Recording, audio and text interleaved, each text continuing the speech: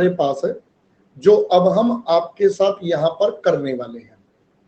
अब देखो सेंसिटिविटी का मतलब तो आपको बताइए, झंझनाहट आपने पढ़ा है क्या? आपके साथ सेंसिटिव ऐसे करके डायलॉग तो सुनिए आपने बेटा। सेंसिटिविटी का मतलब बेसिकली होगा आपके अंदर क्या पोटेंशियल है एक्सेट्रा एक्सेट्रा।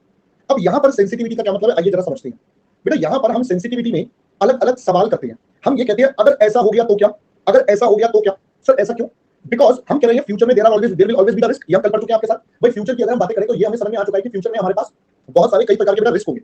तो जो भी वो रिस्क होंगे उन्हें हमें एनालाइज तो करना पड़ेगा, उन्हें अपनी कैलकुलेशंस में लेना पड़ेगा। तो हम यहाँ पर सेंसिटिविटी एनालिसिस में बोलते हैं in this case we change the certain assumptions. हम कुछ एजम्पशंस को बदल देते हैं। हम कुछ एजम्पशंस को बदल देंगे। कैसे बदल देंगे? Through what if questions. भाई हम ये कहेंगे अगर ऐसा हो गया तो क्या। ये सेम हो गया बेटा जैसे आप बच्चे अक्सर मुझसे पूछ रहे हैं सर इस क्वेश्चन में ऐसा ना आया तो क्या, अगर ऐसा हो गया तो क्या। तो ये वही व्हाट इफ टाइप क्वेश्चंस हो गए कि भाई अगर ऐसा होगा तो क्या होगा, ऐसा फलाना ढिमका ऐसे करके टाइम पास। अब ये व्हाट इफ से करते क्या? देखो बेटा हमें क्या करना है, हमें सेंसिटिविटी देखनी है। सेंसिटिविटी मतलब हमें दर्द कहां होगा, हमें दर्द कब होगा एक प्रोजेक्ट में। दर्द तब होगा जब वो प्रोजेक्ट का बेटा एनपीवी माइनस में हो जाए, जब वो लॉस मेकिंग हो जाए या एनपीवी माइनस में हो जाए तो दर्द होगा। अगर वो जीरो भी है तो भी ठीक है, बट अगर जीरो से ज्यादा हो गया गड़बड़ तो पूरा प्रोजेक्ट का जमा हो जाएगा बेटा। तो इसलिए हम कहते हैं यहां पर हम क्या करेंगे, in this case we try to analyse. हम यहां पर एनालाइज करेंगे क्या चीज का, the impact of various factors. हमारे बिजनेस में जो अलग अलग प्रकार के फैक्टर्स हैं जिनकी वजह से मेरा एनपीवी जीरो बन जाएगा। भाई जीरो होने तक तो प्रॉब्लम हो गई ना, क्योंकि इसके अगर जरा सा भी कुछ और गड़बड़ हुआ तो बेटा ये क्या बन जाएगा हमारे पास, ये हमारे पास बन जाएगा हमारे लिए प्रॉब्लमैटिक सिचुएशन। पहले बात समझ में आई है? चलिए अब ज्यादा भी समझ में नहीं आया होगा, अब हम पहले इसका एक क्वेश्चन करते हैं फिर आपको समझाते हैं बेटा ये क्या है। नहीं बच्चों ये आईआरआर बिल्कुल भी नहीं है, ठीक है। अब पहले हम इसका क्वेश्चन करते हैं। So here we start with your question number 10 सबसे पहले। Let us start with question number 10 सबसे पहले हम ये करेंगे फिर हम बाकी के पीछे वाले करेंगे। हां जी बेटा सीधा 10। चलिए जरा देखते हैं समझते हैं बेटा यहां पर क्या है, पहले क्वेश्चन को पढ़ते हैं। Company is considering with the following cash flows. ये कॉस्ट है बेटा, ये रनिंग कॉस्ट है, ये सेविंग्स है। तो अगर मैं ध्यान से सोचूं तो बेटा ये मेरा एक खर्चा, ये मेरा दूसरा खर्चा, ये मेरा एक और खर्चा, सॉरी ये मेरी इनकम हो गई। Savings is my income. Cost of capital is 12% बच्चा। Measure the sensitivity of the project to changes in the levels of plant cost. अब आपको रनिंग कॉस्ट और सेविंग्स दोनों को अलग अलग बोल दिया और एक बार में एक फैक्टर को कंसीडर करना है such that NPV become zero, PV factor 12% पर इतनी। और आपको बताना है सबसे ज्यादा सेंसिटिव कौन है। देखो बच्चों अब सिंस मुझे इन तीनों को अलग अलग एनालाइज करना है, वरना तो मैं क्या करता, ये मेरे रेवेन्यू खर्चे ये मेरी इनकम, तो मैं इन दोनों का नेट इफेक्ट ले लेता और मैं कहता भाई अपना नेट प्रॉफिट देख लो, बात खत्म। मैं तो नेट प्रॉफिट देख लेता और उसके बेस पर कहता ये नेट कैश इनफ्लो आएगा, काम कर लो। बट अब सिंस मुझे इन तीनों आइटम्स को अलग अलग करना है, प्रोजेक्ट कॉस्ट या प्लांट कॉस्ट, रनिंग कॉस्ट और सेविंग्स, तो आइए बच्चों देखते हैं पहले क्या करेंगे। हमें ना अपनी एनपीवी को जीरो बनाना है। सर पहले एनपीवी निकाल तो ले कितनी है तभी तो जीरो की बात करेंगे। First let's calculate existing NPV कितनी है। तो अब हम यहां पर बात करें तो यहां पर मैं कहता हूं we have statement of NPV. ये बच्चा मेरे पास बन जाएगी मेरी एनपीवी की हमारे पास अभी एनपीवी कितनी है। तो अगर मैं यहां पर बात करूं तो I have particulars, I have my time, फिर उसके बाद मेरे पास आ जाएगा बच्चा amount, then I have my PV factors and finally our present values. चलिए स्टार्ट करते हैं। पहले आ जाएगा मेरे पास कॉस्ट ऑफ प्लांट। भाई मैंने जो प्लांट खरीदना है टाइम जीरो पर अमाउंट है बच्चा 1200 लाख। अबे 12 लाख नहीं है 12 करोड़ है लल्लू लाल। तो ये सारे करोड़ में क्या? हाँ ये सारे करोड़ में, पेरोल एक पेरोल है ना, तो हम यहाँ पर कर देते 12 करोड़। चलो 12 करोड़ पीवी फैक्टर 1 ये तो हो गया 12 करोड़, काम खत्म बेटा। अब उसके बाद हमारे पास क्या है, उसके बाद हमारे पास हम यहीं पर दिखा देंगे हमारी रनिंग कॉस्ट। भाई रनिंग कॉस्ट भी तो हमारे पास क्या है बेटा, खर्चा है। अब मैंने आपको बताया कि आपके जितने एक्सपेंडिचर है बेटा वो सेपरेटली आएंगे क्योंकि हमें सब एलिमेंट्स को अलग अलग एनालाइज करना है। तो रनिंग कॉस्ट आता है 1 2 3 तीन अलग अलग एलिमेंट्स। अगर मैं यहाँ पर बात करूं तो पहले साल 4 5 6, तो यहाँ पर हो जाएगा बेटा 4 करोड़, यहाँ पर है आपके पास 5 करोड़, यहाँ पर है आपका 6 करोड़। क्या पहले बच्चा बात समझ में आ गई? अब आप लोग बेटा पीवी फैक्टर यहाँ पर 0.892797, तो ये हो जाएगा 0.892, 0.797 और 0.711।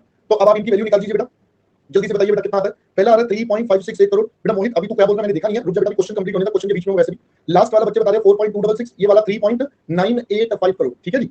अब मैं इन सबका टोटल कर लूं, तो बेटा ये मेरे पास क्या निकल कर आ जाएगा, ये मेरे पास हमारा पीवीसीओ आ जाएगा। मैं क्योंकि चलो पहले इसका टोटल ही कर लूंगा, तो आपके पास यहां पर आ जाता है बेटा पीवीसीओ जिसको आप मार्क कर दोगे ए। आप बता लो कितना बेटा 23.819 करोड़। आई गेस पहले यहां तक की बात समझ में आ गई। अब इसके बाद क्वेश्चन ने हमें दिया था बेटा savings, question provided us with the savings 12 14 11, again 3 साल की सेविंग्स है बेटा 12 करोड़ 14 करोड़ और 11 करोड़। मैं इनके भी वैल्यूज लिख देता हूं 0.892, 0.797, 0.711। तो अगर हम करेंगे तो बेटा ये आ रहा है कितना 10.704 करोड़। अबे 11.819 तो ऊपर का लल्लू 12 करोड़ भी तो जोड़ पर हम, वो नहीं जोड़ेगा क्या कॉस्ट में बच्चा।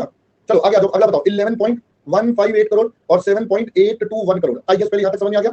तो इसका टोटल आपके पास बेटा कितना आता है पीवीसीआई 29.683 करोड़। तो अब आप मुझे बताइए हमारे पास बच्चों पहले यहां से एनपीवी कितना आता है बी माइनस है। तो अगर मैं एनपीवी की बात करूं 5.864 करोड़। पहले इतना बात तो सबको समझ में आ गया होगा मेरे ख्याल से, इस पार्ट में बेटा किसी को कोई दिक्कत नहीं होनी चाहिए। ये एक बहुत ही नॉर्मल सा पॉइंट था, बस यहाँ थोड़ा चेंज हमने ये करा कि रनिंग कॉस्ट को सेपरेटली लिखा, सेविंग्स को सेपरेटली लिखा, बिकॉज हमें इन सबको अलग अलग इवैल्यूएट करना है। नाउ कम्स द बेटा मेन पार्ट जो अब हमें सीखना है, दैट इज सेंसिटिविटी का एनालिसिस। तो बच्चा लोग अगर हम सेंसिटिविटी का एनालिसिस करें तो अब जरा एक एक करके मेरे साथ समझेंगे, बहुत आसान है, बस एक बार थोड़ा सा दिमाग लगाना है। एक बार दिमाग लग गया उसके बाद काम खत्म। चलिए सबसे पहले हम सेंसिटिविटी देखेंगे with respect to plant cost. यही एग्जामिनर ने बोला था भाई आप ना प्लांट के कॉस्ट के पर्सपेक्टिव से सोचना कि आपका सेंसिटिविटी का क्या हिसाब किताब रहेगा। हमने कहा ओके जी। देखो बेटा सेंसिटिविटी क्या बोलता था, सेंसिटिविटी ये बोलता है कि भाई मेरा एनपीवी जीरो कब होगा, that is the main point बच्चों। सेंसिटिविटी ये बोलता है कि भाई मेरा एनपीवी जीरो कब होगा, that is the main point, right. अब जीरो कब होगा आइए जरा समझते हैं। बेटा मेरा एनपीवी अभी कितना है 5.864। मैं ये जानना चाहता हूं कि मेरे कॉस्ट ऑफ प्लांट में कितना चेंज आएगा जिससे एनपीवी जीरो हो जाए। तो आप बताओ बेटा कैन आई से अगर मेरा कॉस्ट ऑफ प्लांट 5.864 करोड़ से बढ़ गया तो उस केस में मेरा एनपीवी जीरो हो जाएगा। तो ये हो गया बेटा सेंसिटिविटी का एनालिसिस सबसे पहले कॉस्ट का। तो अपन बोलेंगे NPV of project will become zero. भाई ये मेरा जीरो कब बन जाएगा सर, ये जीरो बन जाएगा if plant cost increase by ₹5.864 crore. अगर ये इतने से बढ़ गया तो इसका मतलब अगर मैं देखूं percentage change in plant cost बेटा कितना होगा। तो अब 5.864 से बढ़ाना है और अभी हमारे पास 12 करोड़ की वैल्यू है। तो अगर हम देखें तो वी वुड से 48.87%, यानी कि अगर फ्यूचर में मेरी प्लांट की कॉस्ट में लगभग 48.87% का बदलाव आता है तो मेरा एनपीवी जीरो। अगर इससे ज्यादा बदलाव आया तो अपन लॉसेस में चले जाएंगे। पहले बेटा फर्स्ट पॉइंट समझ में आया। अब सेम वे हम करेंगे बेटा अपना पॉइंट नंबर 2। अब हम कहेंगे सर आप देखो with respect to running cost. अब एक एक करके चलेंगे। यहां पर सेंसिटिविटी में हर बार एक फैक्टर को कंसीडर करना है। अब रनिंग कॉस्ट भी खर्चा है तो again if running cost increase by, again अगर ये भी 5.864 करोड़ से बढ़ गया तो क्या होगा बेटा, then NPV will become zero. हमारा जो एनपीवी है बेटा वो जीरो बन जाएगा। तो बताना therefore percentage change in running cost बेटा कितना हो जाएगा। रनिंग कॉस्ट का परसेंटेज सर हमें बदलाव चाहिए इतने का। सर ये आज का है, ये प्रेजेंट वैल्यू है तो डिनोमिनेटर में भी प्रेजेंट वैल्यू मैं इन तीनों का टोटल कर लूंगा। That is 3.568। नहीं बच्चा 3.568 बेटा मेरे को प्रेजेंट वैल्यू लेनी पड़ेगी 3.985 और लास्ट में आ जाएगा बच्चा 4.266। अब आप इनका परसेंटेज निकाल दीजिए बेटा कितना होता है 49.62%। मतलब इसमें जब 49% का बदलाव आएगा तो मेरा प्रोजेक्ट बेटा क्या बनेगा, तो मेरा प्रोजेक्ट जीरो बनेगा या प्रॉब्लमेटिक बनेगा, है ना। चलो अब हम चलते हैं सेम में बेटा थर्ड एलिमेंट पर, दैट इज हमारे इनकम पर, जो कि हमें दे रखा है in the form of savings. अगर मैं सेविंग्स की टर्म्स में देखूं बेटा तो सेविंग्स तो अगर कम होंगी तो एनपीवी जीरो। तो मतलब इफ सेविंग्स डिक्रीज बाय, अगर इनमें डिक्रीज होगा बेटा कितने का 5.864 करोड़ का, देन आपके पास क्या हो जाएगा एनपीवी विल बिकम जीरो। तो उस सिचुएशन में एनपीवी जीरो। अब अगर हम बोले परसेंटेज चेंज इन सेविंग्स, भाई अगर हमारे सेविंग्स में बेटा परसेंटेज चेंज है तो 5.864 crore as compare to the current savings बेटा कितना है 29.683। तो 29.683 करोड़ अगर मैं परसेंटेज वाइज बात करूं तो आप बता रहे हो 19.76%। ओके अब आप मुझे सोच के बताना बच्चों, इसमें 19% पर अप्रोक्सीमेटली बोल रहा हूं 19% पर मेरा एनपीवी जीरो हो जाएगा, इसमें 49 पर, इसमें 48 पर। बेटा बताओ सबसे ज्यादा जल्दी चेंज किसमें आ सकता है। सबसे थोड़ा सा भी चेंज हमारे को ज्यादा इंपैक्ट करेगा सेविंग्स का। पहले बात समझे, मतलब यानी कि अगर मैं बोलूं तो कहना इसे इस पर्टिकुलर प्रोजेक्ट में हमें सेविंग्स के ऊपर बहुत ज्यादा ध्यान रखना पड़ेगा। अगर सेविंग्स में थोड़ा सा भी ऊपर नीचे हुआ मामला तो बेटा अपना प्रोजेक्ट में गड़बड़ा सकता है। तो इसीलिए हम यहां पर क्या बोलेंगे, सेविंग्स इन द प्रोजेक्ट। हमारा जो प्रोजेक्ट का सेविंग्स है इज मोस्ट सेंसिटिव फैक्टर। क्या पहले बच्चा बात समझ में आ गई। जो सेविंग्स इन प्रोजेक्ट है वो हमारा द मोस्ट सेंसिटिव फैक्टर रहेगा। उसके बाद सेंसिटिविटी को प्लांट कॉस्ट की और सबसे लास्ट में रनिंग कॉस्ट। अब इस तरीके से बेटा कंपनी को पता चल जाता है कि हमें सबसे ज्यादा ध्यान कौन से एलिमेंट्स पर देना है। बात समझ में आ गई पहले। चलिए अब आप पहले बेटा कॉपी करिए। ये एक एस्पेक्ट था सेंसिटिविटी का, ये एक तरीका था सेंसिटिविटी का, ठीक है। अभी एक और तरीका भी बताते हैं, पहले आप फटाफट से कॉपी कर लीजिए, जल्दी से बेटा कॉपी कर लीजिए। बहुत आसान है बच्चों, बहुत आसान है। मैंने आपको बोला ही था बेटा बहुत आसान है। बेटा आपने 5 पॉइंट जो समथिंग था, जो भी था 5.864 का जो भी था बेटा वो एनपीवी था, मतलब वो प्रेजेंट वैल्यू था। तो उसका कंपैरिजन भी तो प्रेजेंट वैल्यू से ही होगा ना, उसका कंपैरिजन भी प्रेजेंट वैल्यू से ही होगा। अपने आप से तो करेंगे बेटा और कहीं से।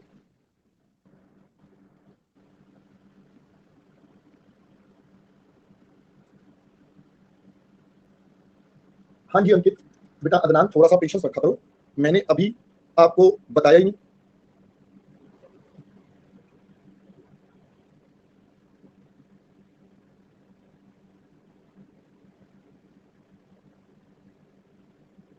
हो गया बेटा ये वाला कॉपी।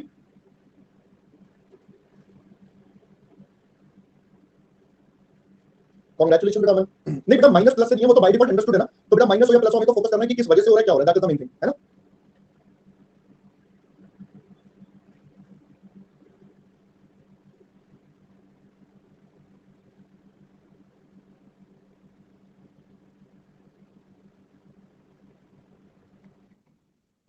चलिए बेटा क्वेश्चन नंबर 10।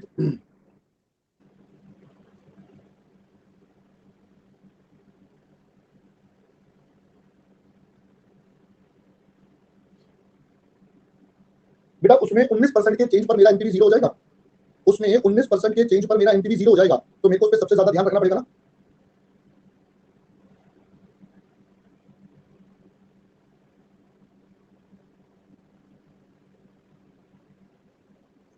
बेटा फिर अंशिका अलग तरीके से होता है बेटा, उसको फिर दो पार्ट्स में करते हैं, कैसे करते हैं वो देखते हैं बेटा।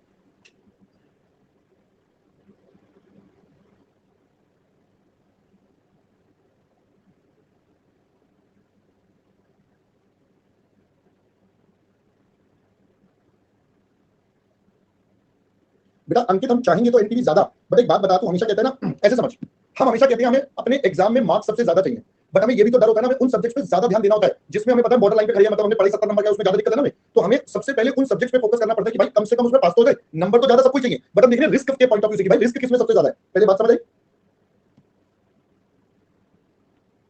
चलिए बेटा नेक्स्ट करिए फटाफट से। अबे वेट वालो, माता रानी पाप पड़ेगी तुम सबको ना।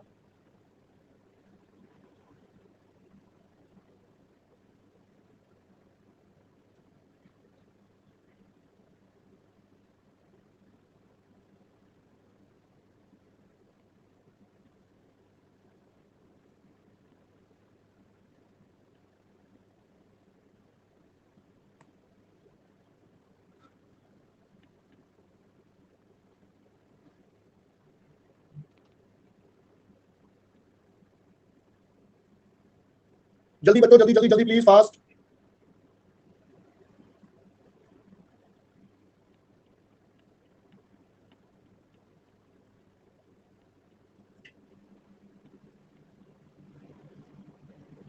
जब उसका मन करता है बेटा पूछो, मैं क्या करूं, जब वो ज्यादा खुश हो जाती है तो आराम से कर लेती है बॉट और जो भी करना है।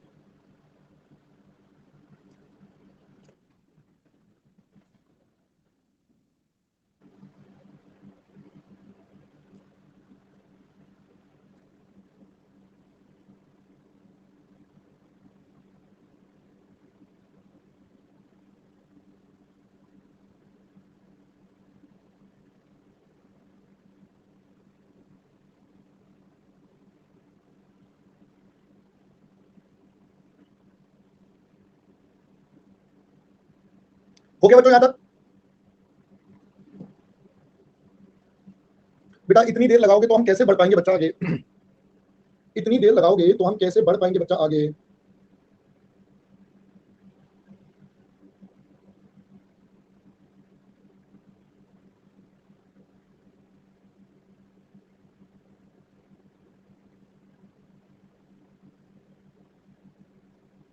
चलिए बेटा,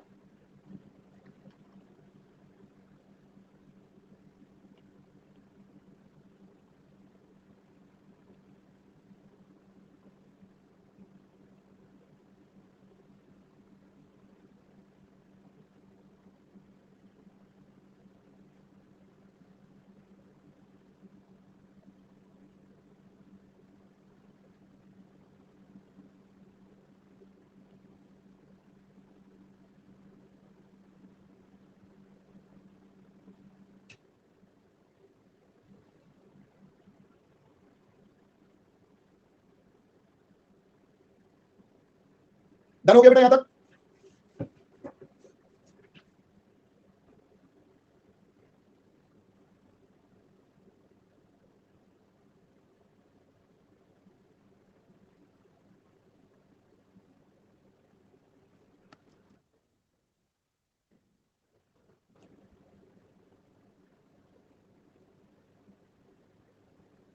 चलिए अब हम चलते हैं। हाँ जी बेटा, जिसकी परसेंटेज सबसे कम आएगी, क्योंकि बच्चों जिसकी परसेंटेज सबसे कम होगी उसमें क्या होगा, उसमें ये होगा कि उसके लिए हमारे लिए प्रॉब्लम सबसे ज्यादा है ना, मतलब we are very focused on that कि हमारे लिए क्या क्या पॉइंट्स है, कैसे कैसे पॉइंट्स है, सारे के सारे, तो वो बातें हमें बहुत जरूरी है समझने की, कैसे कैसे करना चाहिए, राइट, क्योंकि उसमें थोड़ा सा भी चेंज हमारे प्रोजेक्ट को क्या कर देगा, जीरो कर देगा। ठीक है, चलो अब हम चलें बेटा फटाफट से, बोलो जी बोलो। चलो let's move on to the next question. अब हम चलते हैं बेटा पहले क्वेश्चन नंबर 7 पर। Let's move on to question number 7 now. देखिए बेटा क्वेश्चन नंबर 7 क्या कहता है। अब ये एक और तरीका बेटा सेंसिटिविटी एनालिसिस का, देखते हैं बेटा। SK limited is considering it's new product with the following details. Capital बता दी, सेल्स है, सेलिंग प्राइस है, VC है, फिक्स्ड कॉस्ट है, डिस्काउंट रेट मतलब आपका पीवी फैक्टर वाला। Calculate NPV of the project assuming that project life, आपको मानना बेटा प्रोजेक्ट लाइफ 3 साल की है। तो आइए सबसे पहले हम ए पार्ट फटाफट से आपके साथ सॉल्व कर लेते हैं। तो अगर मैं ए पार्ट सॉल्व करूं तो बेटा मुझे बनाना है स्टेटमेंट ऑफ एनपीवी। अब एनपीवी के लिए मुझे पहले निकालने पड़ेंगे अपने कैश इनफ्लोस, क्योंकि एग्जामिनर ने डेटा थोड़ा ऐसे दिया हुआ है। तो हम सबसे पहले ले लेते हैं हमारा सेल्स। बताइए बच्चा सेल्स कितना है हमारे पास, सीधा सेल्स हो जाएगा, या एक काम करते हैं ना, आराम से लेते हैं, हम कर देते हैं सेल्स पर यूनिट। तो सेल्स पर यूनिट 100 रुपए का, माइनस वीसी पर यूनिट बेटा कितने का बताया, 50 रुपए का। तो इसका मतलब यहां से हमारे पास क्या निकल कर आ जाएगा, we have contribution per unit and that contribution per unit amounts to 50। फिर हम यहां पर लिख देते हैं नंबर ऑफ यूनिट्स, जो क्वेश्चन ने बताया बेटा कितना, 5 करोड़ का। यानी कि अब मेरे पास क्या निकल कर आ गया दोस्तों, अब मेरे पास इन दोनों का मल्टीप्लाई, यानी कि हमारे पास आ गया बेटा टोटल कंट्रीब्यूशन, वो आ गया बेटा 250 करोड़ का। अब आप इसमें से माइनस कर देंगे अपनी फिक्स्ड कॉस्ट, जो कि क्वेश्चन ने बताई बेटा कितनी, 50 करोड़। टैक्स वैक्स बेटा क्वेश्चन ने दिया नहीं है, तो जब टैक्स गिवन नहीं होता तो मेरा पीबीडी ही मेरा कैश फ्लो बन जाता है बेटा। This PBD itself become the cash flow, क्योंकि टैक्स की एडजस्टमेंट ही नहीं है, ये आ गया 200 करोड़। अब अगर मैं एनपीवी निकालने की बात करूं तो it becomes PVCI minus PVCO is equal to, बेटा 200 करोड़ रुपए हर साल मिलेंगे। अब हर साल मिलेंगे तो पीवीएफ लगेगा 6% वाला 3 साल का, माइनस में आपके प्रोजेक्ट की कॉस्ट है बेटा 400 करोड़, तो ये हो गया बेटा 400 करोड़। तो अब अगर मैं यहां पर करूं तो ये हो जाएगा 200 करोड़ इनटू यहां पर एन्युटी फैक्टर माइनस 400 करोड़, या बता रहे हो 2.246। तो अब मैं इसको मल्टीप्लाई करके वैल्यू निकाल सकता हूं 1.06 डिवाइड 1 2 3 जीटी। कौन है ये 2.246 वाला नालायक, पिटेगा ये मुझसे सबसे पहले। ये आता है बेटा 2.673 मल्टीप्लाई 200 माइनस 400, तो बैलेंस आता है बेटा रुपीज 134.60 करोड़। पहले तो ए पार्ट सबको क्लियर होगा, इसमें कोई दिक्कत नहीं है, सिंपल सा पार्ट है, इसमें कहीं कोई टेंशन नहीं होनी चाहिए, क्योंकि बेटा सारी टेंशन इसके बी पार्ट में। आप जरा समझते हैं बी पार्ट में क्या कहता है। कहते हैं find the impact on the project NPV. कहते हैं भाई साहब प्रोजेक्ट के एनपीवी पर क्या इंपैक्ट आएगा of a 2.5% adverse variance in each variable. कहते हैं भाई साहब इन सब में 2.5% का क्या हो गया, नेगेटिव इंपैक्ट लो। हर जगह आपको 2.5% का नेगेटिव है, मतलब कॉस्ट होगी तो बढ़ जाएगी, रेवेन्यू होगा तो कम हो जाएगा, सिंपल। नेगेटिव इंपैक्ट का मतलब तो यही आया। और आपको बताना है किसका सबसे ज्यादा इंपैक्ट है। 1 2 3 4 5 6 मेरे पास बेटा 6 अलग अलग एलिमेंट्स है। अब मैं क्या करूंगा बेटा, 6 अलग अलग एलिमेंट्स के लिए मैं आपके लिए एक पूरी कंप्लीट टेबल बना दूंगा, क्योंकि भाई मैं बार बार सेम काम 6 बार तो करूंगा नहीं, क्वेश्चन करना तो मुझे 6 बार ही पड़ेगा, बट थोड़ी सी मेहनत बचाऊंगा मैं। कैसे बचाऊंगा आइए जरा समझते हैं। सबसे पहले एक कॉलम बना देंगे हमारा पर्टिकुलर्स, फिर एक हम बना देंगे बेटा हमारा बेस। ये हमारा बन गया बेटा बेस केस एनपीवी। आइए पहले इसको फुलफिल करेंगे, ये हमारा बेस बन गया, बेस केस जो हमने अभी ए पार्ट में निकाला। यहां पर आ जाएगा हमारे पर्टिकुलर्स। अगर हम सबसे पहले बात करें तो it is SP per unit 100 रुपए, फिर हमने कहा माइनस कर दो सर वीसी पर यूनिट 50 रुपए। जैसे ही हमने इन दोनों को माइनस करा बेटा हमारे पास आ गया contribution per unit, so this stands eight बेटा 50 रुपए। फिर आप इसको लिखोगे नंबर ऑफ यूनिट्स। अब नंबर ऑफ यूनिट्स बेटा कितना है, नंबर ऑफ यूनिट्स था 5 करोड़। 5 करोड़ लिखने के बाद आपके पास क्या निकल आएगा, आप चाहो तो ए पार्ट यही कर सकते हो, इसके ऊपर लिख देना, ए पार्ट ऐसे भी कर सकते हो। तो आपके पास निकल कर आ जाएगा टोटल कंट्रीब्यूशन, ये आ गया बच्चों 250 करोड़ का। फिर आपने माइनस करी फिक्स्ड कॉस्ट जो की थी 50 करोड़ की, ये माइनस करने के बाद आपके पास निकल कर आ गया बेटा आपका क्या, आपके पास आ गया पीबीडी या फिर कैश फ्लो, ये आ जाता है बच्चा 200 करोड़ का। फिर आप इसने इसको पीवीएफ से मल्टीप्लाई करा जो हमने निकाला था 2.673, ये मल्टीप्लाई करने के बाद आपके पास क्या निकल कर आ गया सर, आपके पास निकल कर आ गया पीवीसीआई। सो ये निकल कर आ गया पीवीसीआई, फिर आपने माइनस कर दिया पीवीसीओ, फिर आपके पास क्या निकल कर आ गया finally, so at the end we were having our NPV. तो ये तो हो गया सबसे पहले बेस। अब मुझे साथ साथ अपना परसेंटेज का चेंज भी निकालना पड़ेगा कि भाई मेरा परसेंटेज चेंज कितना, तो क्योंकि हमें तो यही बताना है ना कौन सा वाला फैक्टर सबसे ज्यादा टेक्निकल है, तो उसके लिए हम इस वाले बेस से सबको कंपेयर कर लेंगे। तो इसमें तो कोई चेंज नहीं है। चलिए अब पहला केस करते हैं। सबसे पहले केस में बोला है इनिशियल कैपिटल कॉस्ट, यानी कि बेटा 400 करोड़ का कितना हो जाएगा, 400 में 2.5% जोड़ दोगे, तो यानी कि अब हम कहते हैं अब पहला केस हम यहां पर बनाए तो दैट वुड बिकम कि भाई मेरा प्रोजेक्ट कॉस्ट हो गया 410। इसी तरीके से मुझे 6 डिफरेंट केसेस करने पड़ेंगे, 1 2 3 4 और 5 और 6, बेटा ये 6 अलग अलग सिचुएशन। तो सबसे पहले अब हम कहेंगे प्रोजेक्ट कॉस्ट 410 करोड़। अब यहां पर अगर हम देखें तो बेटा ये तो सब सेम ही चलता रहेगा, इसमें कोई इंपैक्ट ही नहीं आया, ये वाला हिस्सा तो सेम चलता रहेगा, बस जिसमें इंपैक्ट आएगा उसको आपको कंसीडर करना पड़ेगा। ठीक है जी, तो ये 50 करोड़, ये वापस 200 करोड़, ये 2.673, ये 534.60 करोड़, ये हो गया बेटा आपकी 410 करोड़, तो आपके पास बच गया 124.60 करोड़। तो अब बताओ चेंज कितना, तो चेंज हो गया 10 डिवाइडेड बाय 134.6 इनटू परसेंटेज। तो बताइए बेटा कितना परसेंटेज चेंज आया, तो आप बता रहे हो 7.43%। पहले दोस्तों अब मैटर समझ में आ रहा है कैसे करना है। अब ऐसे ही सारे करने हैं, जैसे अगला हमारे पास था एनुअल सेल यूनिट्स। अब हम यहाँ पर क्या बोलेंगे, नई सेल यूनिट्स कितनी हो जाएंगी। अब सेल यूनिट्स पे एडवर्स करना है तो बेटा सेल यूनिट्स माइनस हो जाएंगी, 5 में से 2.5% माइनस करोगे 4.875 करोड़, तो ये होगा 100, ये होगा 50, ये हो गया 50, 4.875 करोड़। तो अगर मैं इसको कैलकुलेट करूं तो ये हो गया 243.75, फिर ये आपका 50 ही रहेगा, तो आपके पास बेटा वैल्यू आ गई 193.75, फिर ये आपका सेम रहेगा, फिर मल्टीप्लाई करके आपके पास आ जाएगा 517.89, फिर आपका ओरिजिनल 400 माइनस हो जाएगा, तो आपके पास बच गया 117.89। अब ओरिजिनल से अगर कंपैरिजन करें तो आपका जो चेंज आ गया वो आ गया 16.71 का ऑन अ बेस ऑफ 134.6। तो अगर हम इसको कैलकुलेट करेंगे तो यहाँ पर बदलाव आया 12.41%। पहले दोस्तों बात समझ में आ गई, नहीं बेटा ओरिजिनल ही रहेगा, ओरिजिनल ही रहेगा भाई, एक बार में एक ही फैक्टर को चेंज करता है, एक बार में एक ही फैक्टर को बदला जाएगा, एक बार में सभी फैक्टर्स को नहीं बदला जाएगा, एक बार में only one factor will be considered. ये सेंसिटिविटी एनालिसिस है, और ये इसका एक्चुअली ड्रॉबैक भी है कि भाई ये एक बार में एक ही को कंसीडर करता है, ये इसका ड्रॉबैक भी है कि अगर मल्टीपल हो जाए तो क्या होगा, वो भी सीखेंगे मल्टीपल का केस, बट ये आपका बेटा ड्रॉबैक भी है कि एक बार में सिर्फ एक। चलिए अगला बेटा क्या आता है, सेलिंग प्राइस में बदलाव हो जाए। अब सेलिंग प्राइस बेटा आपका कितना हो जाएगा, अब 97.5 हो जाएगा, क्योंकि हमें तो इसको एडवर्स बनाना है, तो अब ये हो जाएगा 97, ये हो जाएगा 50, ये हो गया 47.5, ये आपका 5 करोड़, तो आपके पास ये वैल्यू निकल कर आती है 237.5, ये हो जाएगा 50 का माइनस, तो ये होता है बेटा 187.5, 2.673, तो ये आपके पास वैल्यू आ जाती है 501.19, और ये माइनस हो जाएगा बेटा 400, तो आपके पास वैल्यू आ जाएगी 101.19, तो 101.19 माइनस 134.6 और डिवाइडेड बाय 134.6%, यहां आ जाएगा 24.82%। पहले दोस्तों अब बात समझ में आ गई। बस दोस्तों ये ऐसे ही टाइम पास करना है, पूरा खेलना है, आपको हर एक के लिए बेटा यही काम करना पड़ेगा। अगला कहता है वेरिएबल कॉस्ट। अब वेरिएबल कॉस्ट बेटा बढ़ जाएगी, तो अब वीसी मेरा हो जाएगा 51.25, ये मेरे पास वीसी हो गया। आइए अब जरा खेलना शुरू करते हैं बेटा वीसी के साथ। तो वीसी अब हो जाएगा 100, ये हो जाएगा 51.25, तो 100 माइनस 51.25 ये हो जाएगा बेटा 48.75, ये है हमारा 5 करोड़, तो हमारे पास आ जाएगा बेटा 243.75। अब इसके बाद ये माइनस हो जाएगा 50, तो आपके पास आ गया 193.75, ये 2.673, 517.89, ये हो जाएगा बेटा 400, ये हो जाएगा 117.89, ये आ जाएगा 12.41%। आई होप पहले बात समझ में आ गई, बोलो जी। अब ऐसे ही बेटा आगे के केसेस हैं। अगले में बोला फिक्स्ड कॉस्ट, तो बेटा फिक्स्ड कॉस्ट बढ़ा दो। अब हमारा एफसी कितना हो जाएगा, 50 में 2.5% जुड़ के ये हो जाएगा 51.25। तो अगर मैं इसको करूं तो बेटा ये यहां तक बिल्कुल सेम रहेगा 250 करोड़, यहां पर हो जाएगा 51.25। तो अपन कहेंगे 250 माइनस 51.25 ये बचेगा 198.75, फिर 2.673 ये आप कर लोगे तो आ जाएगा 531.26। 531.26 माइनस 400 आपके पास आ जाएगा बेटा 131.26, और उसके बाद माइनस 134 सॉरी minus 0.6 ये हो गया बेटा 3.34 134.6%। So this is 2.48%।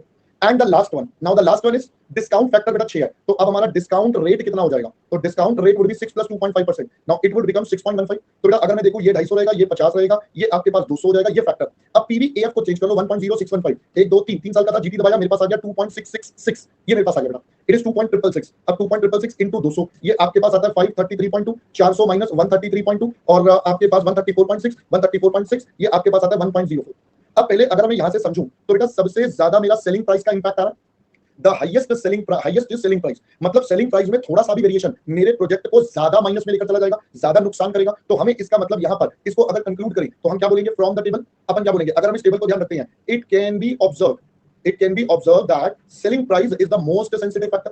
भाई सेलिंग प्राइस हमारा सबसे ज्यादा सेंसिटिव फैक्टर है। आई होप पहले बच्चा बात समझ में आ गई। तो अब आपको पहले ये क्लियर हो गया बेटा सेंसिटिविटी एनालिसिस। बेटा अमन डिपेंड करेगा क्वेश्चन पर, बेटा मैंने तो आपको एक सिंपल क्वेश्चन करवाया है, बट ये क्या होता है क्वेश्चन पे क्वेश्चन वेरी करेंगी चीजें बच्चे, ठीक है। बेटा गौरव एक बात बता, क्या फिक्स्ड कॉस्ट चेंज नहीं होता? भाई रेंट क्या हमेशा जिंदगी भर सेम रहता है क्या? होता है, प्राइस इफेक्ट लगता है तो हो रहा है, तो ऐसे कुछ थोड़ी कि ये नहीं हो सकता वो नहीं हो सकता। भाई फ्यूचर में हमने ये प्रोजेक्शन करे हैं, ये सब एस्टिमेशंस है, इनमें एक्चुअली जब काम करेंगे कुछ भी बदल सकता है। तो हम तो भी अंदाजे से अपनी कैलकुलेशन अपने बेस्ड ऑन डेटा सब कुछ कर रहा है, राइट। चलो अब आपको क्या करना है, अब आप ये वाला कॉपी करिए, पहले 7th का ए पार्ट कॉपी करिए जल्दी से।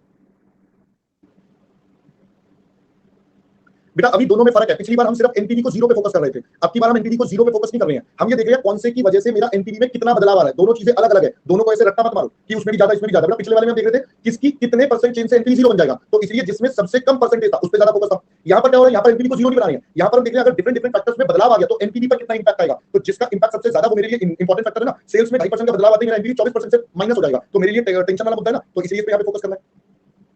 बेटा पंकज डिस्काउंट वाला क्या बताऊं, 6% पहले था, 2.5% जोड़ दे 6.15 हो गया। अब पीवी फैक्टर कैसे निकालने ये तो आपको बताया था।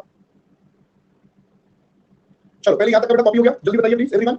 ये ए पार्ट डन हो गया बच्चा, जल्दी प्लीज फटाफट शाबाश। ए पार्ट पहले जल्दी से कर लीजिए बच्चा लोग, कंप्लीट दिस ए पार्ट बच्चा लोग।